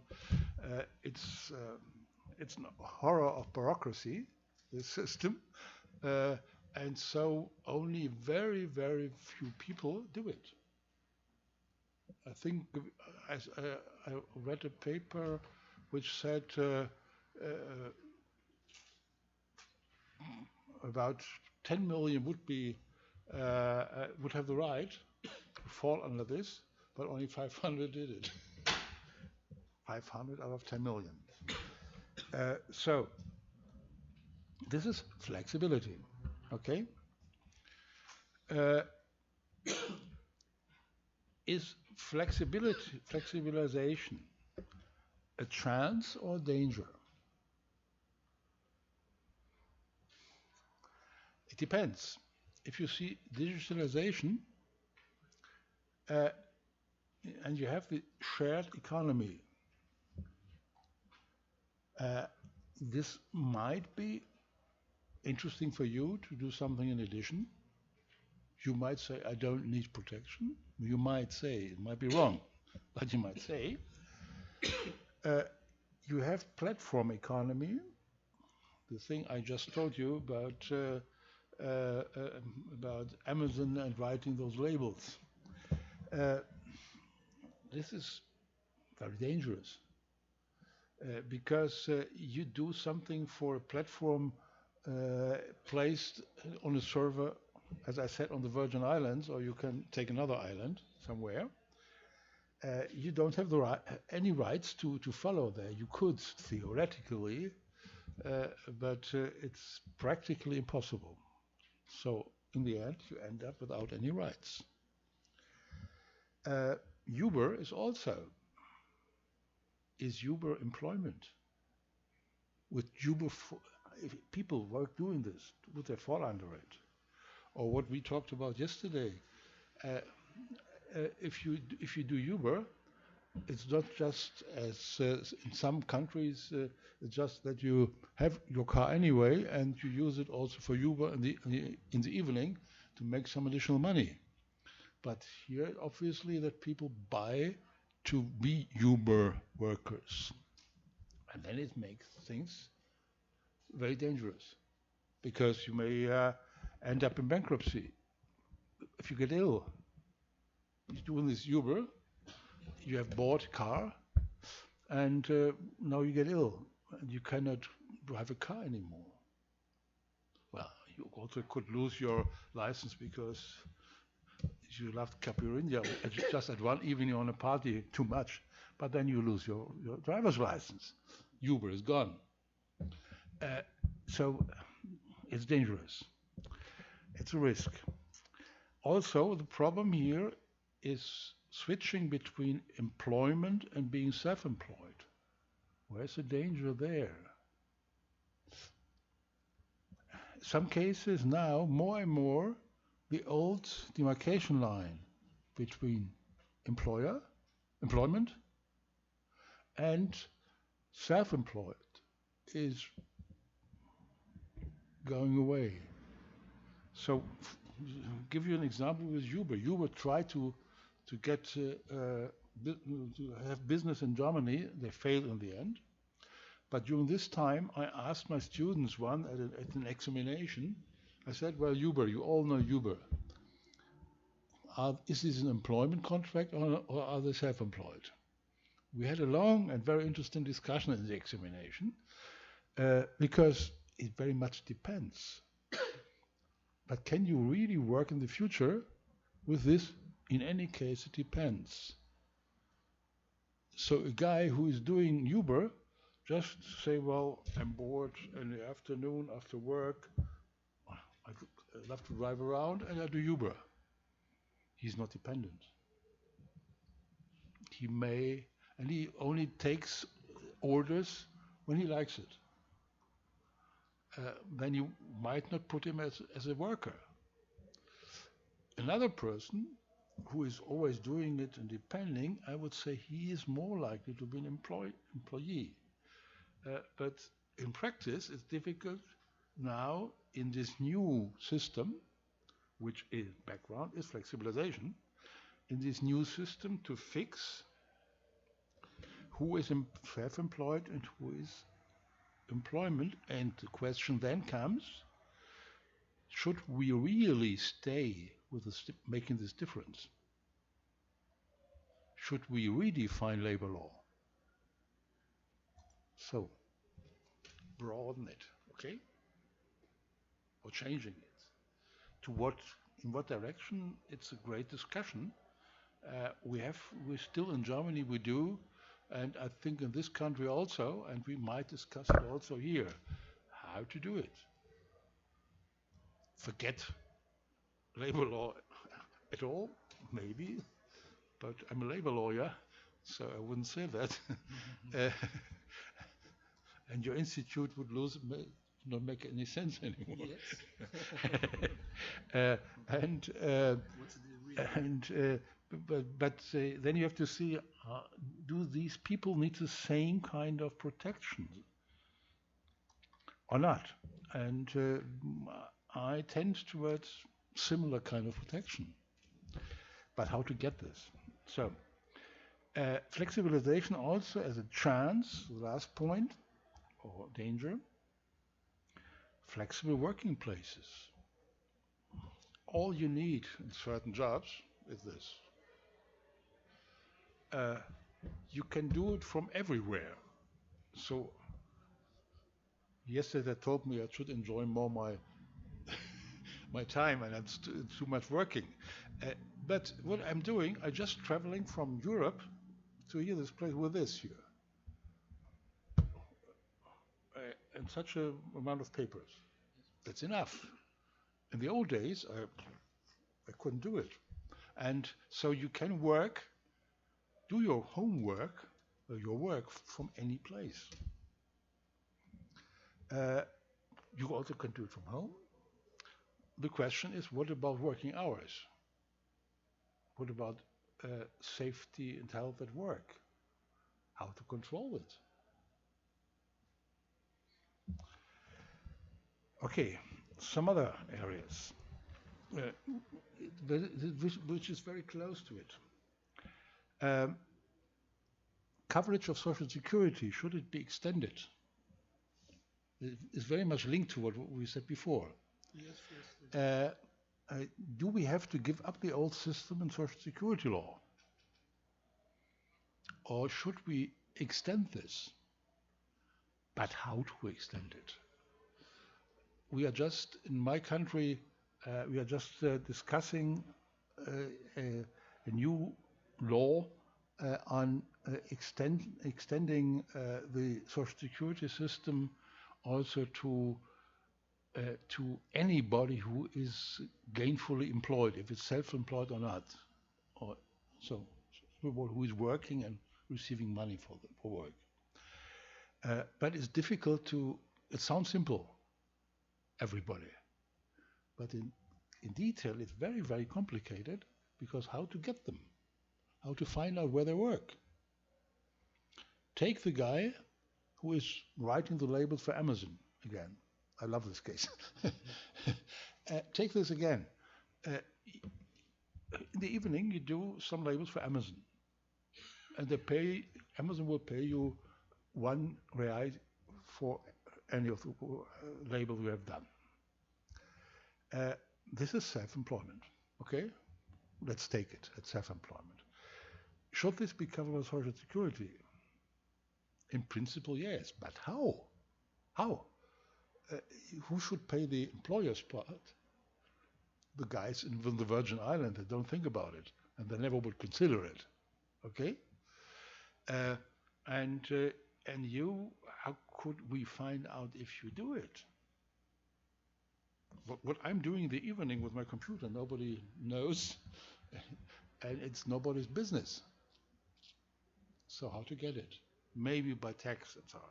But you see, a lot of detailed issues there. The same is in labor law. How far should you go? Should you, in case of self-employed, tell them you have to stop working? I'm in part self-employed. Doing my work, I just also get some money in addition or so. Then I'm self-employed. If somebody would tell me, you have to stop working at 7, my wife is allowed to do this. That's a self-employed. but I have to follow rules which tell me at 7 it's over. I said, well, I don't care. I'm myself. I can be reliable myself, and that's self-employed. So when you want to extend labor law, how far? So we have to deal with the flexibilization of the economy because we have these new kinds of work, and we have to deal with them. So this we already have covered. Another story. Still these stories. Another story is part-time versus full-time.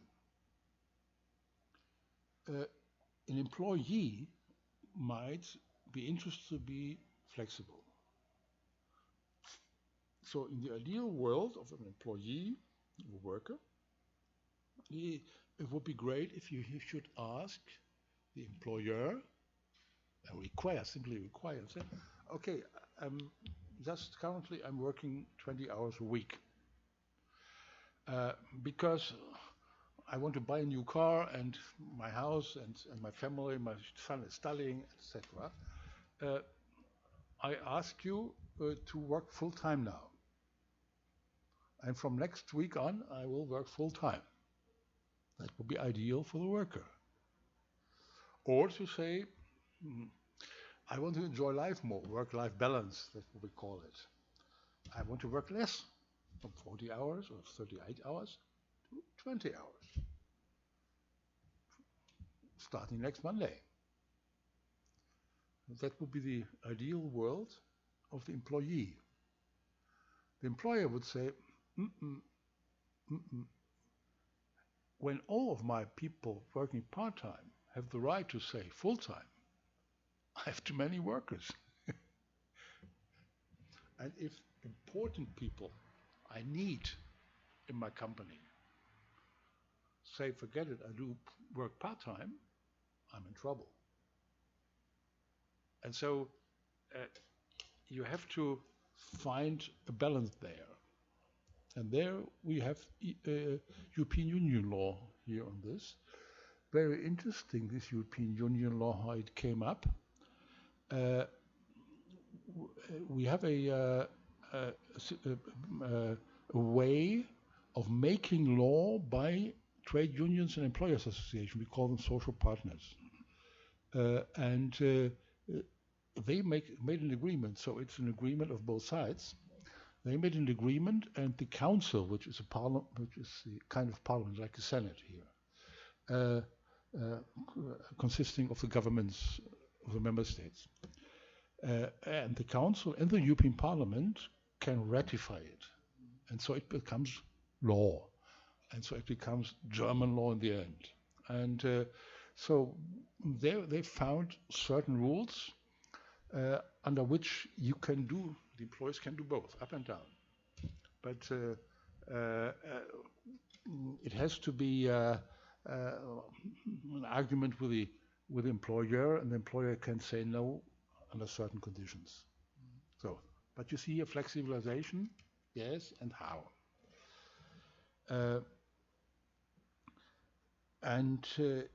So we also had the story of flexibilization. Last year I did some consulting work during the negotiations on new collective agreements in the area of metal industry and electric industry. And there it was about free choices of workers to have time off for care for children. So they could, under certain conditions, require to have some time off. And this was a fight between employer and trade unions, because employers said, well, we have to calculate, you have to be able to calculate, to plan, and but in the end there is some kind of this rule came into effect there. So this is also flexibility.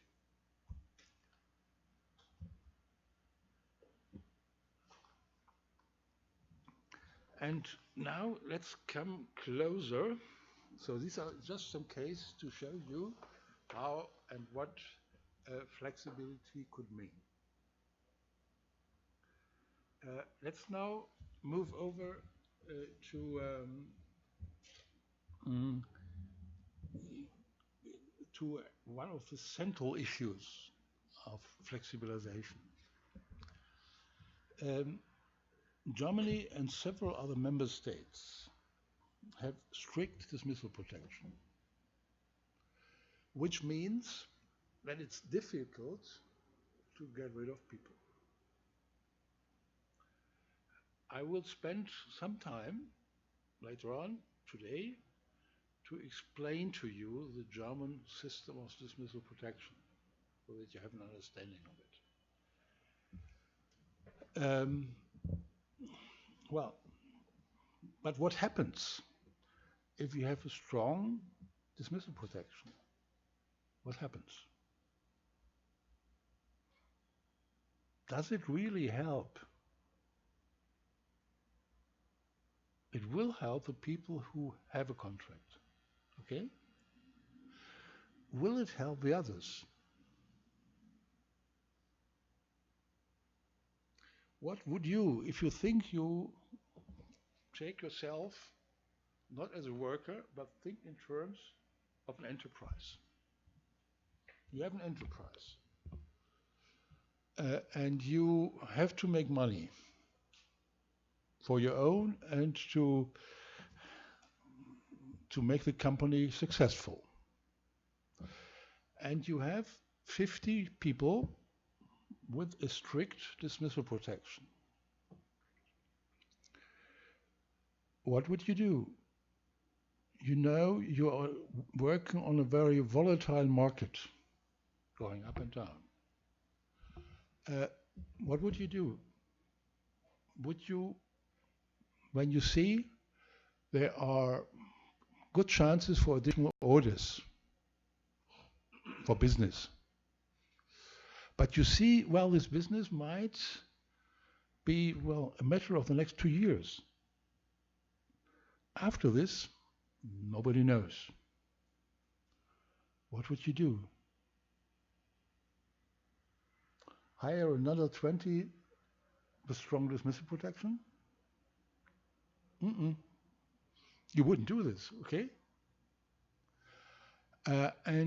So you would say, well, if I do this, it's dangerous. Because in 2 years, I have 70 people.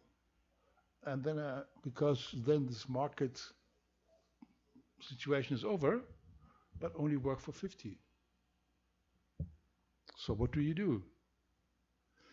This means that there are 2 ways which happen. The one is those who have such kind of a job work overtime. They make more money because working overtime, getting more, there's surplus also on working overtime generally. So you make more money as a person in this situation, because this is easier, less risky than to hire new permanent people. Or what you do, you hire fixed-term people. You say it's a 2-year issue. I know definitely for the next 2 years. What happens later, I don't know. And so you hire people for a period of 2 years. At the end of these 2 years, if you hire the people now, we have now August 2019, and you hire them until August 2021, then you don't have to dismiss them, because simply at August 2021, time over.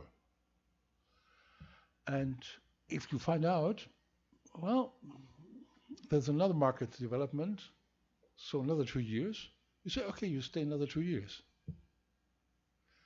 etc., etc. And sometimes it happens that they have then 10 of those contracts, fixed-term contracts. We had a European case of the European Court of Justice, where a person had 13 of those following contracts. And it was a shame for the institution involved. It was not a company, a private company, but it was the Justice Department. There were, it was a person, a lady who had worked in the court, not as a judge, but secretary, and so even the public authorities do it to be flexible. Okay, this is one solution. I put it in marks because is it a solution? It divides the labor market, the job market, in two parts. Those who have a good job forever and those who never get to the good job. Okay? Or temporary work as solution. And temporary work means there's a company, I don't know if you know the term, there's a company whose business is to give workers to other companies. And they are paid for this, okay? This is temporary work. So you simply hire people for temporary work. The champion on this was for some time, you never would believe it, BMW. You know BMW. The fancy cars. Yeah. And they have, I think, at some periods of time, 30% of the workforce were temporary. 30%. But I have to say, sometimes even it was an internal flexibility because they gave, they had a company in the group of BMW which gave temporary work to other companies within the group of BMW. Okay. What can you do there? The question is, could you now, what I said here, restricting the letter to, would it help to say, well, temporary work, we limit it very much. And jobs limited in time or fixed term, we also limit this. Would it help? Not necessarily. Not necessarily. Because in the end, this then might end in informal labor. Because if you do it too strict, you have an evasion always. So difficult. What is the reason for youth unemployment? They might be the most flexible if you're young. They are closed labor markets. Why? Well, see above. You know? So you see already that the issue of flexibility is a complicated one. And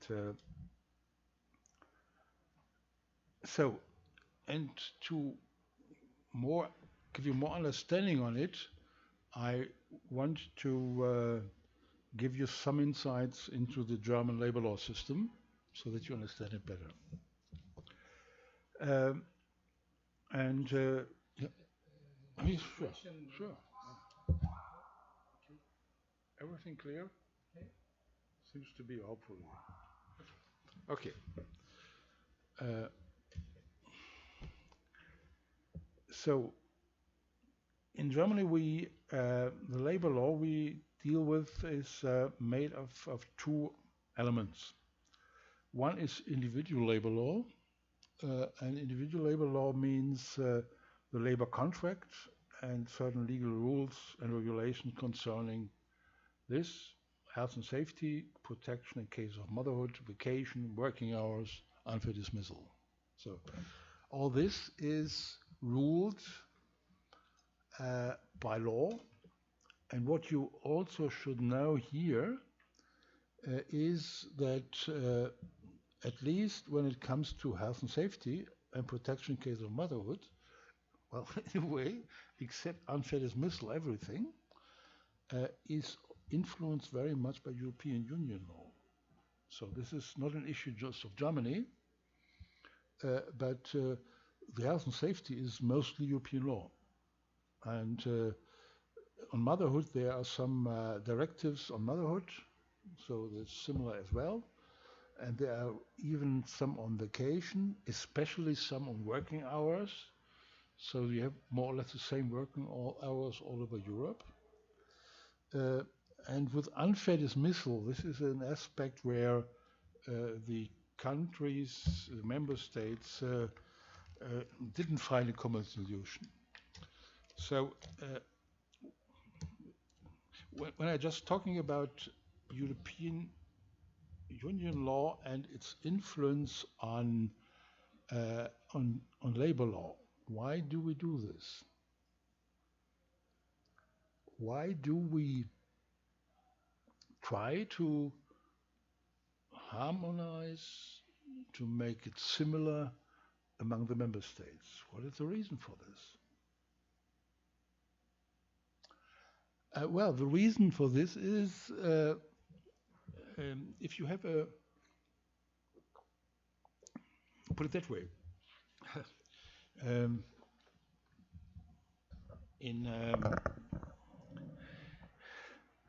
which reminds me of some discussions in the United States, and I think now these days here as well. If you read the Treaty of Rome is the constitution, in a way, of the European Union. And if you read in the Treaty of Rome a certain article about harmonization of laws, there is a sentence saying by creating a single market and by replacing all the obstacles, or removing all the obstacles for free movement, etc., etc., there will be economic progress, and as an automatic consequence, social progress will follow. That was what it said. So later on, some 30 years later, Reaganomics told the same. It said, well, speed of the economy, and this will be good for social progress. And Donald Trump now does the same as well. Bolsonaro, I cannot comment, I don't know the details, but I fear it's the same approach. And in Europe, European Union found out around, well, pretty soon that is wrong. And there was a case, and this is maybe to understand it better, there's also something with flexibilization and international competition within the EU. There was a case where a company had 2,000 workers. Of the 2,000 workers, they had 500 in Germany, 500 in Belgium, 500 in the Netherlands, and 500 in France. So, and they found out we have 500 too many, so in excess of 500. What did the company do? They asked their lawyers and said, please find out in which country is the most easiest way to get rid of 500 people, just at once. And these lawyers did their work pretty good and said, Belgium. Because there you have to pay something and then you get rid of them. But it's the best way to do it in Belgium. And so they closed down the Belgian factory. And they kept the German, etc., etc. And so they found out, okay, it seems not to work, the progress. We have to have some minimum standards in social aspects as well. And so this was a birth day, in a way, of European social policy. And so what we are now doing is there are limits on working hours set by European Union law, which are not regulations directly effective, but directives which the member states have to put into national law. The same with vacation, the same with health and safety. So no country can say, okay, we don't care about health and safety, and then we are more competitive. And so this is what it is here. So this is an issue of flexibilization is good, but not unfair competition. There would be unfair competition within the single market, and they say the single market would mean fair competition we could do. You could produce cheaper in one country. That's why the Nokia went to Romania, but they are the same rules on working hours. The other thing is collective labor law. And collective labor law, which is not so important for our topic of flexibilization, but we have to mention it. It's later on important when we talk about the Works Council. But here we have collective agreements. I will talk about collective agreements later. And also the Works Constitution Act, which is very peculiar. Germany is the only country in the world with this specific kind of Works Council. Because this Works Council does not only mean that the people, the workers, may convene and talk with the employer, but they have real rights. It's the German word for it is Works Constitution Act, as I wrote down here. So it's a constitution of the factory, really constitution with rules. You can do this, I can do this. If I do this, you have to act, etc., etc. And I will explain it a bit later. And this is the collective labor law we have there.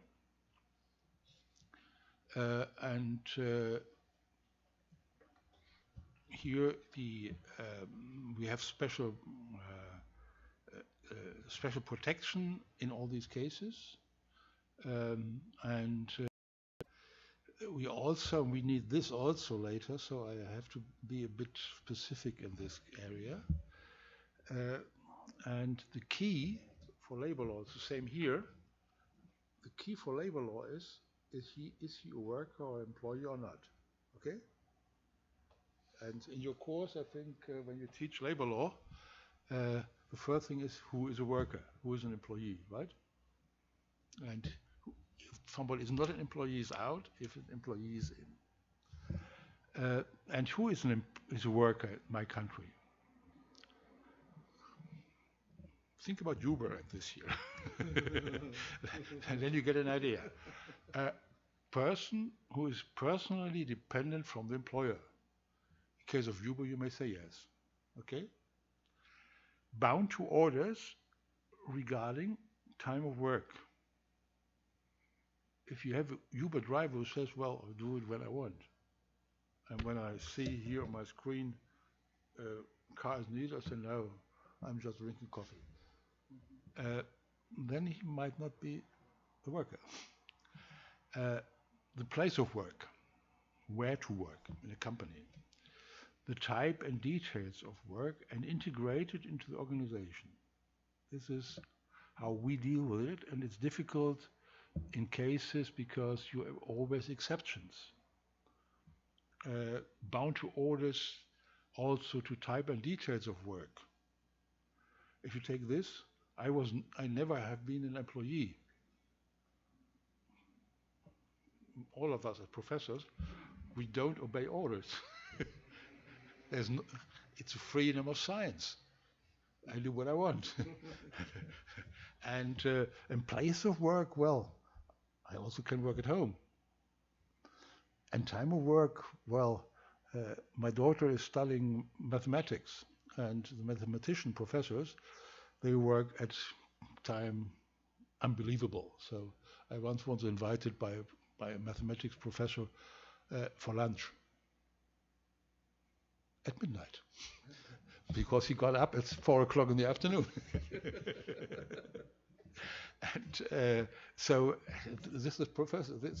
And away from these jokes, if you see the new kinds of work, what about this? Time of work? They don't care when you do it. They care that you do it. Place of work? You need this here. Nothing more. And where you do it? If I say I'm in South America, and so okay, if the data lines are good enough to our place, no problem. You can be at the South Pole if you want. It's a bit cold there, but you can do it. And type and details depends. So it's difficult, maybe no longer possible to use this principle. Maybe. So here, these are specific things which I clip in a way. There are questions what you have to ask before. You might read it. I put it here into this paper because then you get an idea of German labor law. You can read it if you want. So the German employer may not discriminate on the grounds of race, sex, sexual orientation, age, disability. This is again important, maybe also for us. This is European Union law. It's not German law, but European Union law. And here in case of hiring, but also in the case of working conditions. And the worker may claim punitive damages or equal treatment. So this I also should not take too much. Health and safety at work, pregnancy, certain rules, childbirth also, but here you see already some flexibility when it comes to years out. So, for example, in case of childbirth, 3 years after childbirth, mother or father may ask for time off with guarantee to be rehired. And they now really divide it. And some usually employers even accept, they stay on the job and they take this. So, for example, I had to do with another lawyer at an institution, and he said, well, for the next 4 weeks, I'm not available. I take my father's time. And so he is sharing with his wife. Always one of them is staying at home and the other is working, and so this is very flexible, and you can ask it, but you have to deal with your with the company, or with in this case it was an administration, and they have to agree, but you can be flexible, work-life balance, and you can care for your family. So flexibility here in the German system. Maximum of working hours.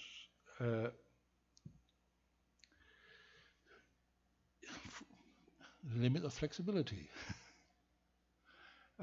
Generally 40 hours per week. Usually the Germans work 38.5 hours a week. You should not work more than 8 hours per day. European Union law, that's all over Europe. The daily working hours may be extended by 2 additional hours. So they can ask you to work instead of 40 hours, of 8 hours, 10 hours per day. But not more. Flexibility is closed at this point because I say of health reasons, not to exploit people too much. And working hours also per week shall not exceed 48 hours. So what I said before concerning the flexibility, let's work our people over time, is limited to 2 hours per day. So they cannot do more. There are certain provisions now that you can organize a factory work around the hour, 24 hours. But you have to follow these rules here. It's possible.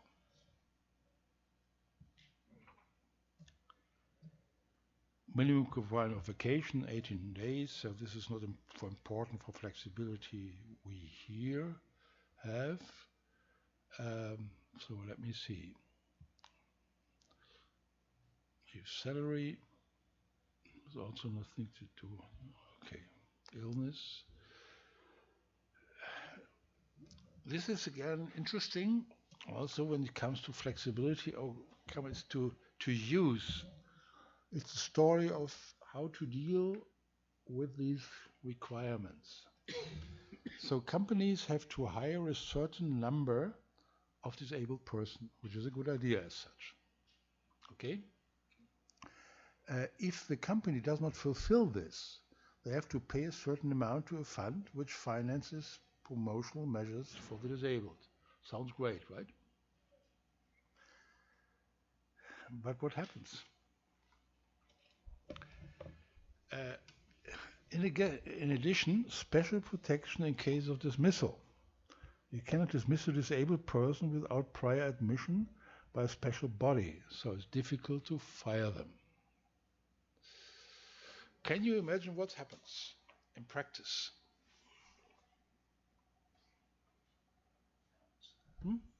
Not fraud, not fraud.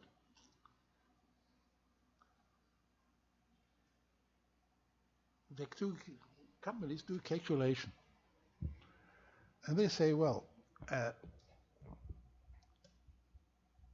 pay a certain amount. I think it's 200 to 400 euro a month if you don't hire. And they say, okay, what is cheaper for us? To hire a disabled person or to pay 300? And so they say, okay, all these problems here, we pay the 300. Flexible. Okay, very flexible. And the discussion then was, okay, let's increase the amount from 300 to 500 to 800 to 1,000. That might help. That might help. But there's opposition from several sides, so it's still there at this point.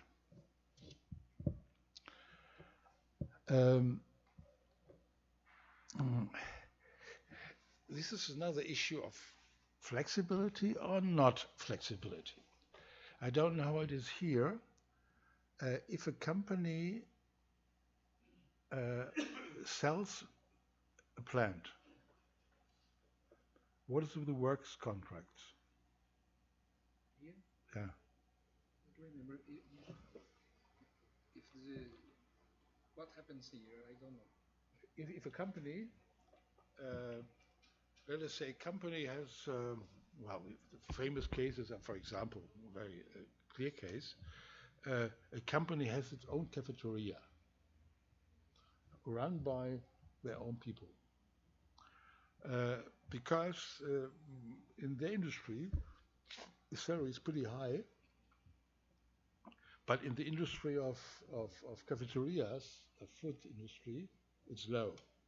So the best way is to sell the kitchen, or to outsource the kitchen, the cafeteria, to a company somewhere in the area of food industry. Make things cheaper. What is with the works contracts, the employment contracts? Here in Brazil, they maintain. They maintain. Yes. Okay. This is the same European law, but this is a limit to flexibilization. Because if you sell a company, you cannot get rid of the contracts. I know in China, if you do the same, they have to look for another job.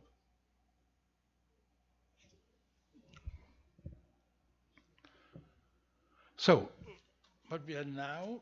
But the former employer is liable for this conflicts. Yeah. The former and the new one, both. Yeah, both. Yeah. Both. That's the same. It's the same. It's the same. Okay. Let's now go into more detail to termination and end of labor contract, because this is very important to our issue of flexibilization. What you can see is there has to be the possibility of ending a labor contract. Okay? Any contract you have should be able to end any contract. That's the standard of the law.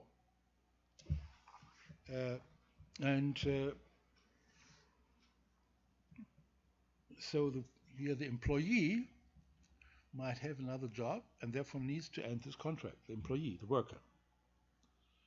Should this be made easy or not? Yes, I think. But the employer is interested not, this is, if you have an important guy who is doing an important job, and he says, well, tomorrow I'm gone. I said, huh? And then I have to stop my production because you're the only one with the certificate to do this kind of job. Mm-hmm. So there you have to follow a certain period of time in order to make this feasible. An employee, he does not have to tell about any reason. He can do it freely. He simply says, I go. Okay? Mm-hmm. The only thing is he might later on need a reason if it's unemployment insurance. They may ask for it, but that's we cover later. There are only necessary periods of notification. So, now in case the employer wants to dismiss somebody, should this be easy? If you think about flexibility, from a certain perspective, you would say yes. Okay? But here, you have to see the worker loses his job.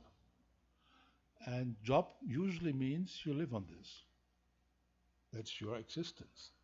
That you feed your kids, that you pay your house, etc., etc. So the best for the worker would be to have a job where he is totally protected against dismissal, like professors. I knew I could lose my job only if I would go to jail for more than 2.5 years. And that's already something you have to do. And so I never thought about this kind of crime. So I'm totally protected there. But now you have to find a way to make dismissal possible. You have to live with this. Because makes companies very inflexible. So let's take a company with 2,000 people, and this company has 2,000 people totally protected against dismissal. They have not enough orders. If they cannot fire some of them, they would run into bankruptcy in the end because they have to pay. And at the end of the day, also the other jobs would have been lost. Because if you have 2,000, and for this 2,000 you only need 1,000 because of changes, you have to pay 2,000 for a long time. If you can limit it to 1,000, the company can survive. These 1,000 jobs are secure. And if you have to go all the way with 2,000, it's clear that in the end there will be bankruptcy because you cannot give them any work to do. But you have to pay them. So companies have to find a way to be flexible and to get rid of those people, to dismiss them. This is important. And there might be several reasons. One is what I said is the business reason, so not enough orders. The other might be the worker might be unable to do the job, so ill or something. And the worker has done something wrong, so so you see, in the end, there is a need for dismissal. But where are the limits? Hire and fire? That would be the radical alternative. Makes things easy, very, very flexible. But what are the costs of this kind of flexibility? Yeah, maybe unemployment. Maybe the worker cannot plan. And so it's risky for them. And so the question is, how far do you protect them? In a country where you know there will be always jobs, it's easier than in a country where you don't know it. It's risky. So how is it dealt with now in Germany? Within the first half year, you can fire people without strong limits. You simply can say, well, sorry with you, it doesn't make sense. So you try the person, and if you have tried the person and say, well, it's not what I thought about when I hired you, then you can let the person go. And the person has only the right to say something against it if the employer says, well, I fire you because you are a lady. I fire you because you are black. Discrimination.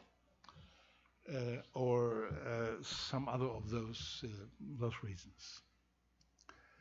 And after half a year, special protection against dismissal. But and now we are again with the flexibility. I don't have it here expressively on the slide. After half a year, you have a special protection I will describe now. But this applies only to people which work in bigger companies. Why? Think about our word we are talking about. We're talking about flexibility. And why should we exclude a company with less than 10 workers? Why? Has this something to do with flexibility? Well, generally, to be excluded from this makes you more flexible. But the idea behind it is that small companies need to be more flexible when firing people. Because if it's small and you have 10 people with long-term contracts, this might ruin a small company. That's the idea behind it. And so this period, this number of 10 or more or less or so, is also a kind of mechanism for flexibilization. If you reduce it to 5, you make the system less flexible. If you increase them to 15, you make it more flexible. So this was our lawmakers did also.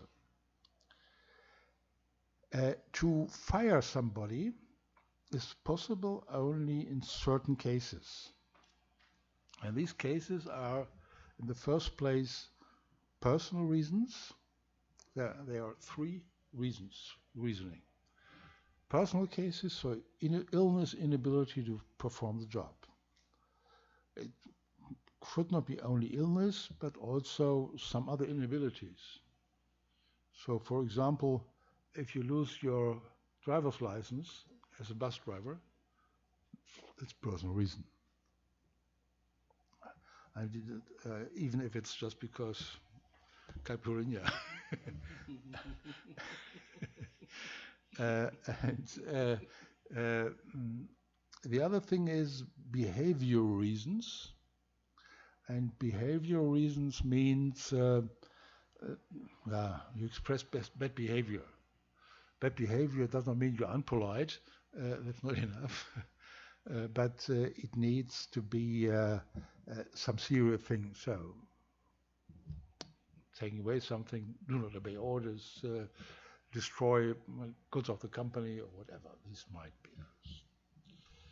And in the end, finally, there are enterprise reasons. And enterprise reasons mean in a way, put it very short, sorry, the enterprise doesn't need you anymore. That's enterprise reason. So this is especially what we are now seeing on flexibility. How is this now done? It sounds as if it's possible without problems. But if you go into details here, details in the law and details in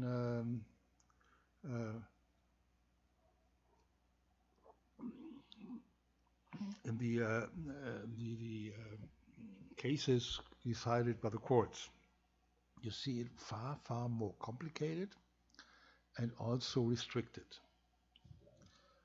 So, go into the detail there. If the employer wants to fire somebody, he has to prove the reason. Okay. And the employee may go to court against dismissal, and if he finally wins the case, he will get the money for all the time. And generally, in all these cases, the decisive question according to law is whether the termination is socially justified. Socially justified. And this means certain requirements for any of those reasons. And so you see, take personal reasons. For example, take the guy who lost his driver's license because of drinking alcohol and running into control an examination. He lost it. Will he be fired for personal reasons?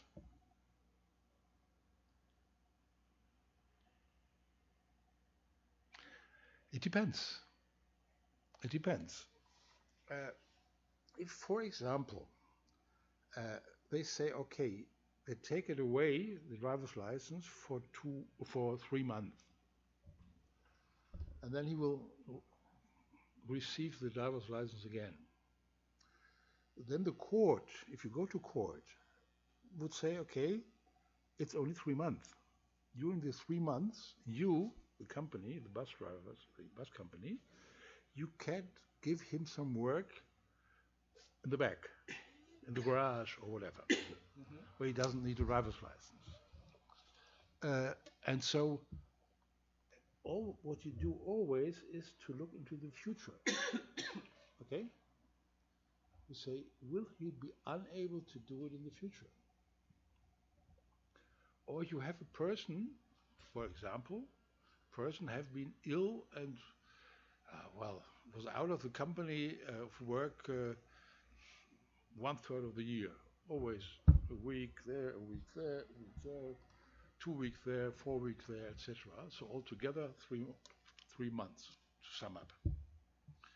And so the employer would say, I want to get you out because it's impossible to do work with you because I have to hire an additional person to fill your job because you are not reliable.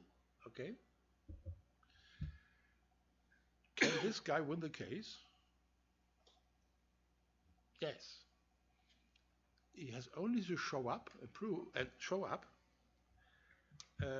as something from a doctor which says, well, we have found the reason for all this illness. And now he gets this surgery and this pill, and then it's done. Then he will stay. Because you only look into the future. You say, will he be able or unable to do the job in the future? Okay?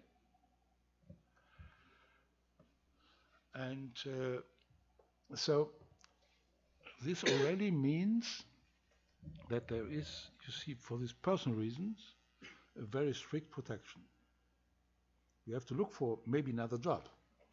You have to say, well, if he has this kind of illness, could you, employer, employ him in your company at another place? Or let's take the bus driver, he has had an accident and lost his leg. Well, it's not impossible anymore to drive. Yeah, but then you cannot fire him if in his company as a job he can fill after he has lost his leg. So, pretty strong. Here, it has to be sure that in the future there will be no change in the situation to the better. So, this person has totally recovered. Is the dismissal still justified? No, it isn't. Nor possible to have this person working in another job, so the employer has to see if he finds another job in his company which nevertheless might fit.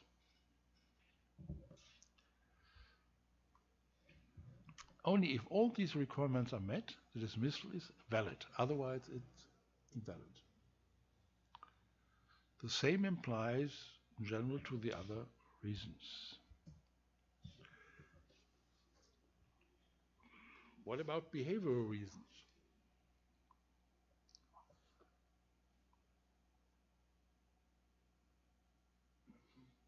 Well, we have a guy, again I refer to the guy in Washington in the White House. He loves to say you are fired. And somebody who does not follow his ideas, fired. Behavioral reasons? Well, in Germany, it would not be possible. The behavior has to make him unable for the job. So, for example, a worker is always late. If they have flexible working hours, it doesn't matter.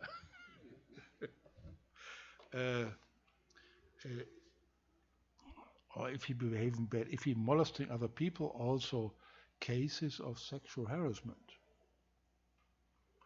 Maybe there are reasons, but if you have a job for this guy who has done it, where he doesn't have any contact with other people, you have to keep him. And so this is not a sanction for bad behavior, firing.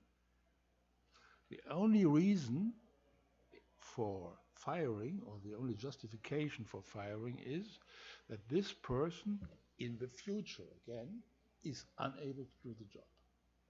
Okay?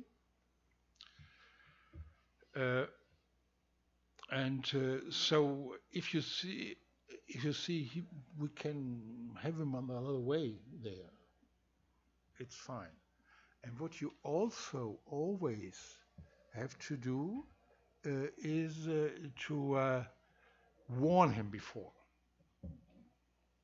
So you have a case where a person came late, but he had been in an office a certain time because the customers are there. And he does it several times. And you don't do anything as you are the employer. You don't do anything. And then when he has it the 10th time, you say, well, you're fired. I'm tired of you coming late. The employer will lose the case. Why? He didn't warn him. Because he should have tell him and tell him the consequences. If he simply says, put it that way, you have the employer standing there when his workers are coming in. And he has a clock there. And he waits 10 minutes after the hour. And then our guy comes, but nothing more than, and he does it 10 times. It's not a reason. Because it only shows I don't like it. Okay? But what he has to show is, if you do it again, you're fired. So he has to tell them, this is what you're doing wrong, you come too late, and if you do it in the future, then you're fired. If it's not done, no chance. So when you work as in labor law and you get a file on this kind of dismissal, you always look where's the warning. And if there's no warning, case is lost. You have to write the reasons in paper, something like that? You don't have to. You don't have to, but you have to prove it somehow. Okay. So the practice is that you put it in his personal files. You write something and put it in his personal files. No employer would just do it by saying, except he has some other people hearing it. So the practice is he writes it into the personal files. And when you write the person also, you have to just justify with write documents that you are firing the person. Yeah. You have to justify. In the first place, if you warn him, you have to do it in writing. You are suggested to do it in writing. And if you fire him, you have to do it in writing as well. Okay. And so that it's really clear. And if you see this person says, well, I never will do this again, and it can prove it right, he keeps the job. Okay. So, and now we are at the center. Enterprise reasons. The enterprise reasons, the employer is generally free to decide on his enterprise. So we have a rule, a principle, which says when it comes to reasons of his enterprise, this have to be accepted. So, for example, if an employer says, let us say an employer is producing toys for children, which are small tanks and small fighter planes. And now he's becoming a pacifist. This guy, he's becoming a pacifist. Well, to sell these tanks and these machine guns and all this kind of stuff for young people, for kids, that's terrible. I stop this kind of production. And in the future, I will do some souvenirs. Some Eiffel Tower, whatever. And because his production of these tanks was so popular that he really made a lot of money with it. And now with the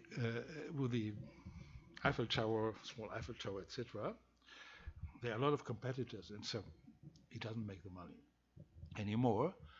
And so he knows if I move my production from tanks to souvenirs, um, I will not be able to have my workforce the same size because less productivity. The decision might be his very personal one. I became pacifist. But it's his enterprise decision. And so you can, at the court, if he then fires half the workforce he has, the court could not say it was crazy to go from very efficient uh,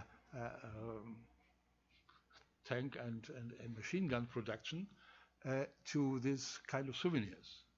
This was strange. He could not say, because this was his decision. Only in cases where you really couldn't understand, there are some borderline cases.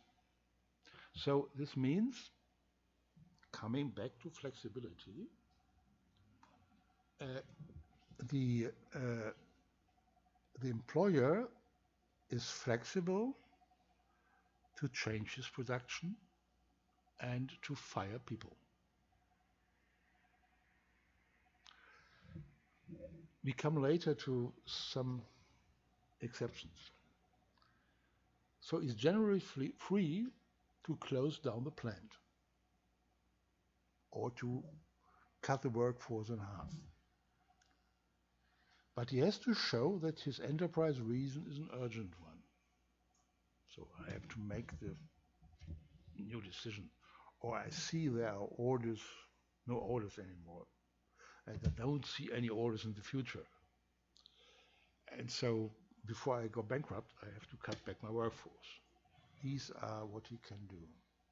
So I've written here reasons may be less.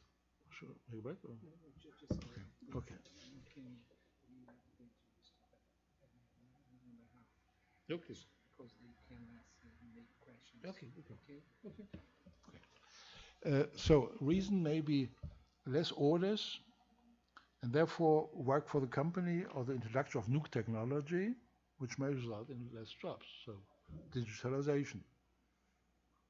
A guy is digitalizing his company. I said, well, half of you I don't need anymore. I have enough of this equipment. And this makes the job you have done before. But now, the thing is, he has to show that these are urgent reasons, enterprise reasons. And that as a consequence of his decision of changing the company, that following this decision, it is urgent to do this kind of results, this kind of sanction, that's not sanction, this kind of firing people. Okay, she has to prove this direction. And then, in the first place, he has to look if there are other jobs available in his company. So, for example, if he closes down one department of his company, he has to look if there are other open jobs in his company.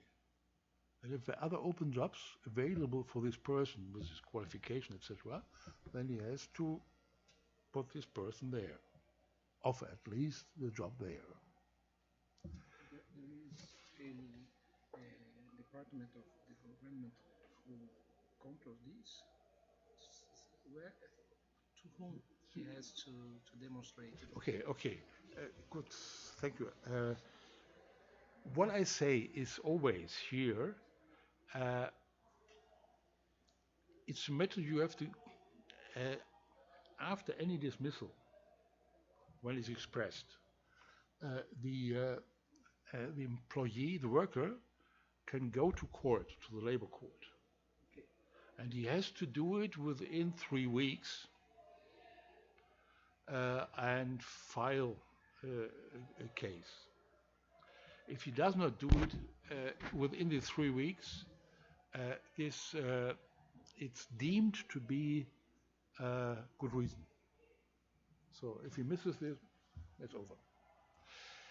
And so all this here, what I explained, you have to prove to the court. Okay, just to the court. And that's why also, when we talked about this Friedrichsfeld on the issue, the upper level there, this is an issue that the court, the labor court, is not really in a position to evaluate business decisions. Yes. There are some. I have a PhD candidate who is trying to criticize and question mark this here, but generally, well, also his conclusion is, to a certain extent, there has to be this here, and the court cannot really decide on these business reasons, not because the lawyers and judges are not good enough for this, but this is not their business. That's the idea. Okay, but you see, there is it's you may dispute it, and that's why. Why this person is you're just showing the no, but why this person is writing his PhD thesis just on this question, and he in a way also says, well, why shouldn't they decide on this reason? Why shouldn't they decide on the issue of the enterprise there? But this has some follow-ups, and that's why he, in the end, is a bit reluctant. But you should, I think you might go more in the direction of at least in part controlling it. Okay.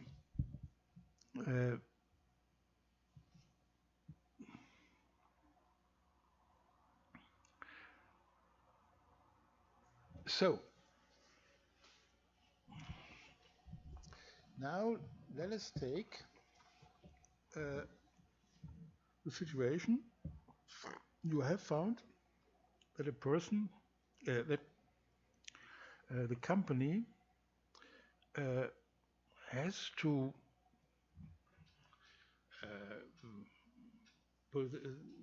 take a case.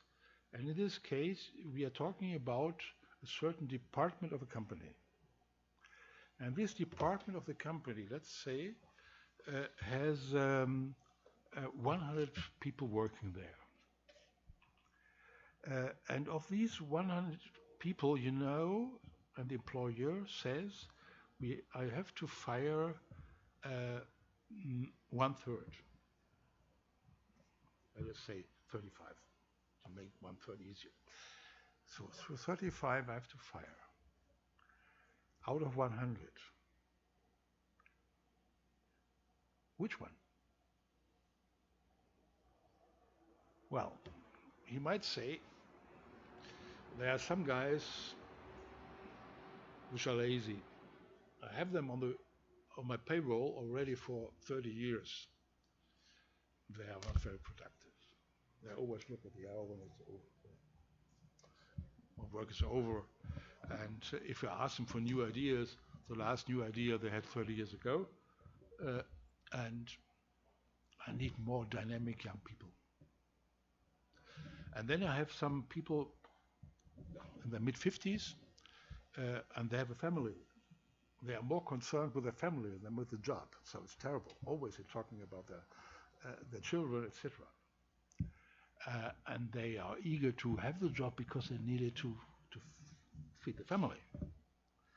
I want to have a real young, dynamic workforce. Is it possible? No, it's not possible. It's not possible. And here, exactly at this point, is the major problem of this kind of enterprise reason dismissal. At this very point. And there we are really at the flexibility issue. Here, because whom could you fire or not? And you might say that those people who need the job more has a family, or that people who are older, they have more difficulties to find again a job, etc. So not the young, fancy, the young dynamic workforce. You have to take them first. And so for a long time, the courts, Federal Labor Court, didn't make things very easy. They allowed a number of different reasons. There was no exact saying in the law. And so they said, well, you have, they called it social selection. You have to make the right social selection. And this social selection was an extremely risky business because the employer had to present to the court a list of workers he would like to fire, and he would have at each of the worker, when you have 100, it's really paperwork, he would have to list up what are the reasons why he should pick him and not him, etc., etc. And very often the court found, this guy has 5 children but is young, and this guy has 4 children and is a bit older but was hired earlier. Okay, you see this case? And so they said, he said, I fire the older one. And the court said, no, the younger one, because, and so on. You see? Because the question was, what was more important, to be hired, or the number of children, or the age? And so you could never, if you go into the position of the employer, you could never be sure if you would win the case. Okay. Because you always said, well, and the attorney said, well, we cannot guarantee anything, and you may lose the case because of this, because you may just try to do the best, you do it perfect, but you couldn't know how the judge would evaluate it. And this made enterprise reasons very risky business. And so it made the system here at this point inflexible. And the result for the enterprises was to not to wait for a court decision, but just say, okay, 50,000 euro and we are done, which makes it more expensive. So this was a conflict here, all right? Okay.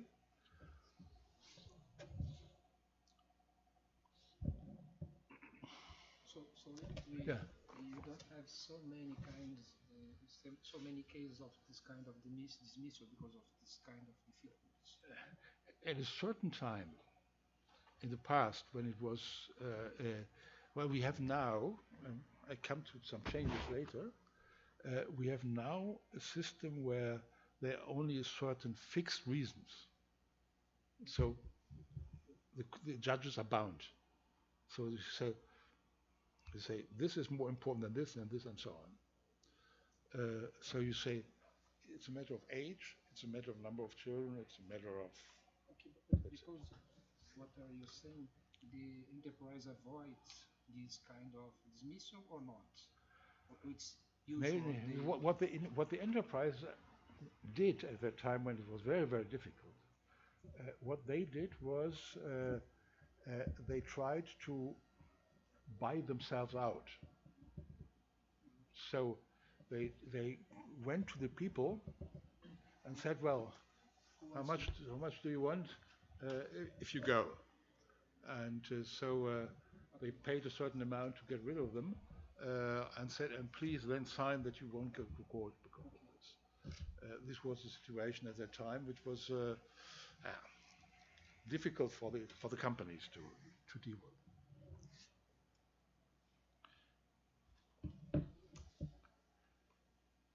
Yeah, that's what I said. Also because the employer is not sure about the results, this may lead to a situation where he's reluctant to hire new people, since he fears in the end he would have difficulty to get rid of them again, or it would be expensive. Okay, so either he will lose the case, or he says in the first place, okay, would 20,000 euro enough if you go voluntarily? This would be one result, but both would mean, because this is money, would mean for him not to hire people on a permanent basis. Because in both cases, it is disadvantageous for him to hire those people. And so he would avoid to do this.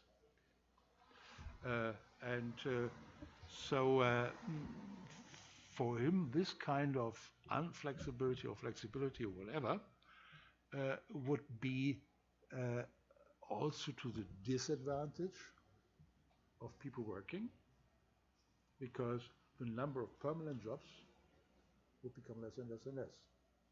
And he would try to do it by fixed term contracts. He would try to do it by temporary work.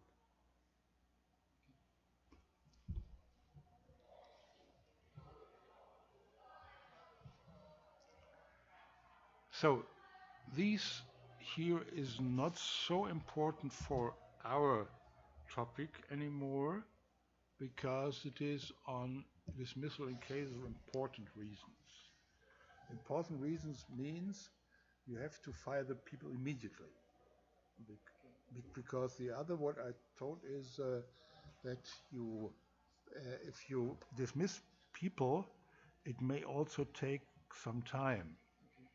So, give you an example. My sister, she was married to a person who, with his brother, owned a chain of photo shops, so selling cameras and this kind of thing.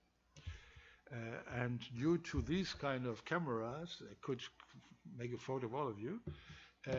People don't need cameras anymore, and you do not have to put in a camera, such kind of film. So these shops are going out of business. And so they decide to close down the chain.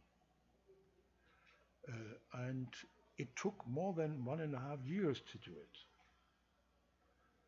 Especially because of this year, because they had a number of people who had worked for them for 20, 30 years.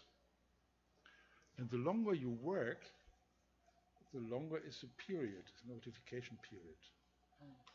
And so some of them had a contract where if you were to fire them, I think it was the case, you had to do it in that case in the first month of a year, notification that the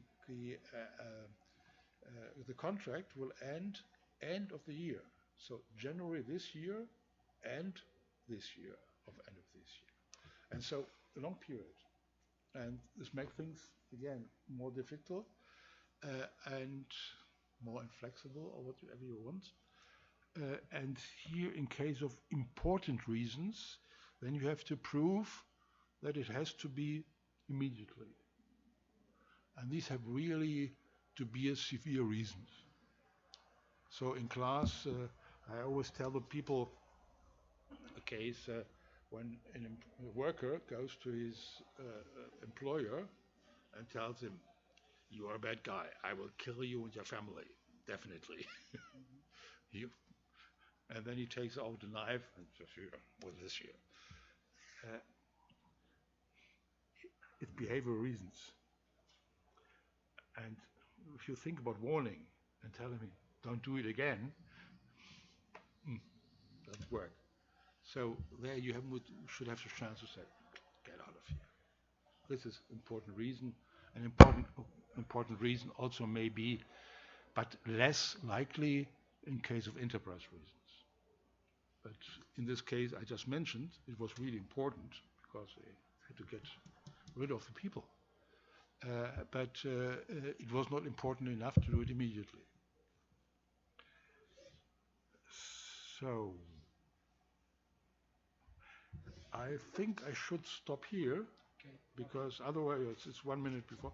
I should stop here and do the other things tomorrow. A gente vai proceder da seguinte maneira, porque até para ser mais produtivo, porque a gente depois de um certo professor também vai se cansar muito, se cansa bastante, né? E também as pessoas, o nível de atenção que é exigido é muito grande. Então, vamos fazer tudo entre 8h30 e 11h30, tá? Então, amanhã começamos às 8h30, vamos até às 11h30. Só que agora, como são 11h30, se vocês quiserem fazer alguma pergunta, é possível também, porque aí a gente quebra um pouco essa dinâmica. E eu continuo a lembrar os alunos, os regulares inscritos, que a semana que vem nós já teremos atividades. Então, entrem no Moodle, verifiquem lá as regras e a gente já tem atividade em que precisa desse livro, inclusive com as perguntas a serem feitas, e pode trazer prejuízos a vocês. E no final da aula eu passo aqui a chamada também, vou passar a chamada daqui a pouco. E, então a gente faz isso. Aí se vocês quiserem fazer alguma pergunta, enfim, fiquem à vontade, porque aí amanhã ele começa desse ponto. Ele precisava de falar sobre o sistema de dispensa, porque o sistema de dispensa é talvez a coisa mais sensível quando a gente está tocando a questão da flexibilização. Então ele deu uma geral sobre o sistema para poder depois colocar isso na perspectiva geral da flexibilização. Alguém tem alguma pergunta?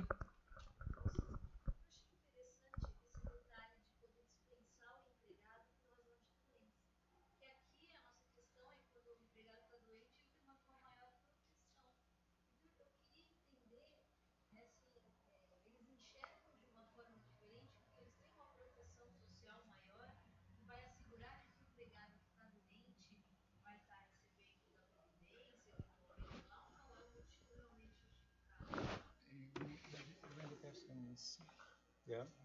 She sort of was moving to the new system of protection, but she needs to know more about this relation between the dismissal and the social security protection.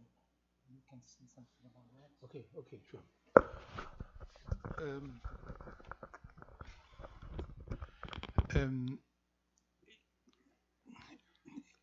If a person is dismissed,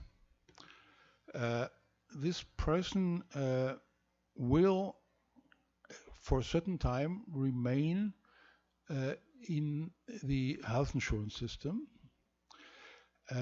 If this person files unemployment, during this time, the person will get unemployment benefits, except the person itself has made the reason. So they qualify and say if the person has, for example, stolen something, then the employment agency which pays these benefits will stop this payment for some time, 6 weeks, 8 weeks, and so also if you terminate your contract without good reasons, then you also might do the same, because it's an insurance and you cause the insurance case yourself. But nevertheless, the coverage by health insurance will remain. So you only will have to live with less. Tomorrow I will also cover parts of this there. And so it will be unemployment benefits. Your period of unemployment will also count for pensions. So it's a period for pensions. And so the risk of losing everything is limited. This, in a way, is, you may call it, I started with flexicurity, roughly. This is kind of flexicurity. So you are out, but you do not fall in a black hole. You still have certain, And the unemployment benefit is about 60% of last net, 50% of last net income. So it's not too much, but you can at least live on. But this is not the same in all European countries.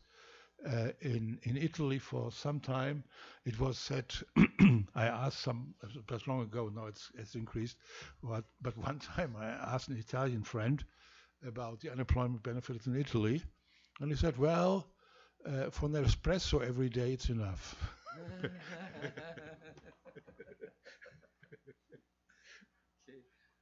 Mais alguma pergunta?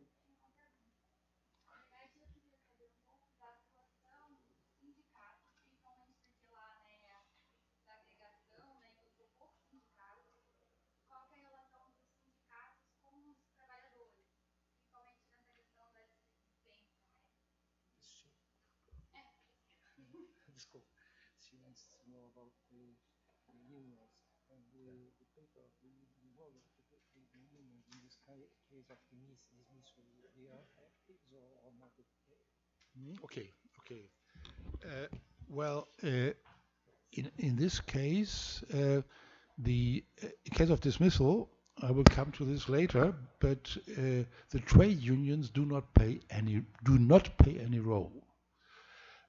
But who plays a role is the Works Council. And the Works Council is elected by the workers, and very often there is on a list of the trade unions. So there's certain involvement of trade unions. And here it is a case that in any of those cases, when you fire somebody as an employer, and there is a works council in your plant, in your factory, then you have to notify them. You have to tell them that you plan to, and then you have to give them a time to react, the works council. And if you don't, the termination, the dismissal is void. So, give an example. During my clerkship long ago, I got several of those cases, long cases with a lot of paper written and so on. What I always did in the first case, I didn't read the papers. I looked, has this company a works council? Answer, yes. Have they notified the works council? No notification of the file. Case done. Okay, so there's a certain influence. A importância dos conselhos, né? Mais do que dos sindicatos. Mais alguma pergunta? A gente vai ter muita pergunta para fazer também, porque a gente vai ter muito tempo juntos aqui, então...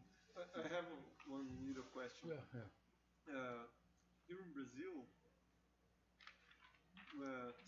if the company have or do not have a reason to the dismissal, interferes not in its validity, but in this, if you pay or don't pay a fine for this dismissal. But the reasons that allow not to pay a fine for the dismissal are strictly defined by the law. So is it the case in Germany, or is an open? So you mean there are rules when you to avoid dismissal? No, the dismissal is generally free. Okay. You can dismiss an employee by any reason. Okay. But if it's not a reason recognized by law, you have to pay a fine to the employee. If it's a reason like a bad behavior, you can dismiss the employee without any payment. But here in Brazil, we have a specification of these reasons. No, this in Germany is not the case because we have this kind of strict rules. We have these reasons there, and this reason mean dismissal, yes or no, for these reasons. And so we don't have a list because we say generally you cannot fire somebody except. That's a principle. And so payments are only in certain cases, but which are not relevant here. And so these payments are simply to avoid a court case. Okay, but what I want to know is when you say bad behavior allow dismissal. German law says what means bad behavior or important reasons, or it is an open statement that the courts decide what does it mean? Yeah, well, okay. The law says only doesn't talk about bad behavior, but for behavior reasons or personal reasons. Just this. Okay. And this is filled up by the courts. Okay. And so, for example, when it comes to illness, and these illness people are not there or so, the courts have said if it's more than 1/4 of a year, it might be a reason. So, or the question also is behavioral reasons always has something to do with your own will or not? Or is personal reasons something to do with your own will or not? Have you be guilty or not? No. It's simply that it happens. If you are ill, you are fired. You can be fired. So, but there's a lot of cases, very lot of cases, and you have to learn all these cases to understand dismissal law in Germany.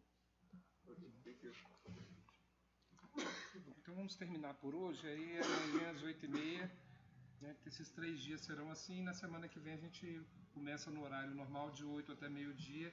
Esse de 8h30 até as 11h30, com as perguntas franqueadas depois, é para a gente poder potencializar, porque senão acho que a gente fica muito cansado também, né, e o professor. Tá bom, então? Okay.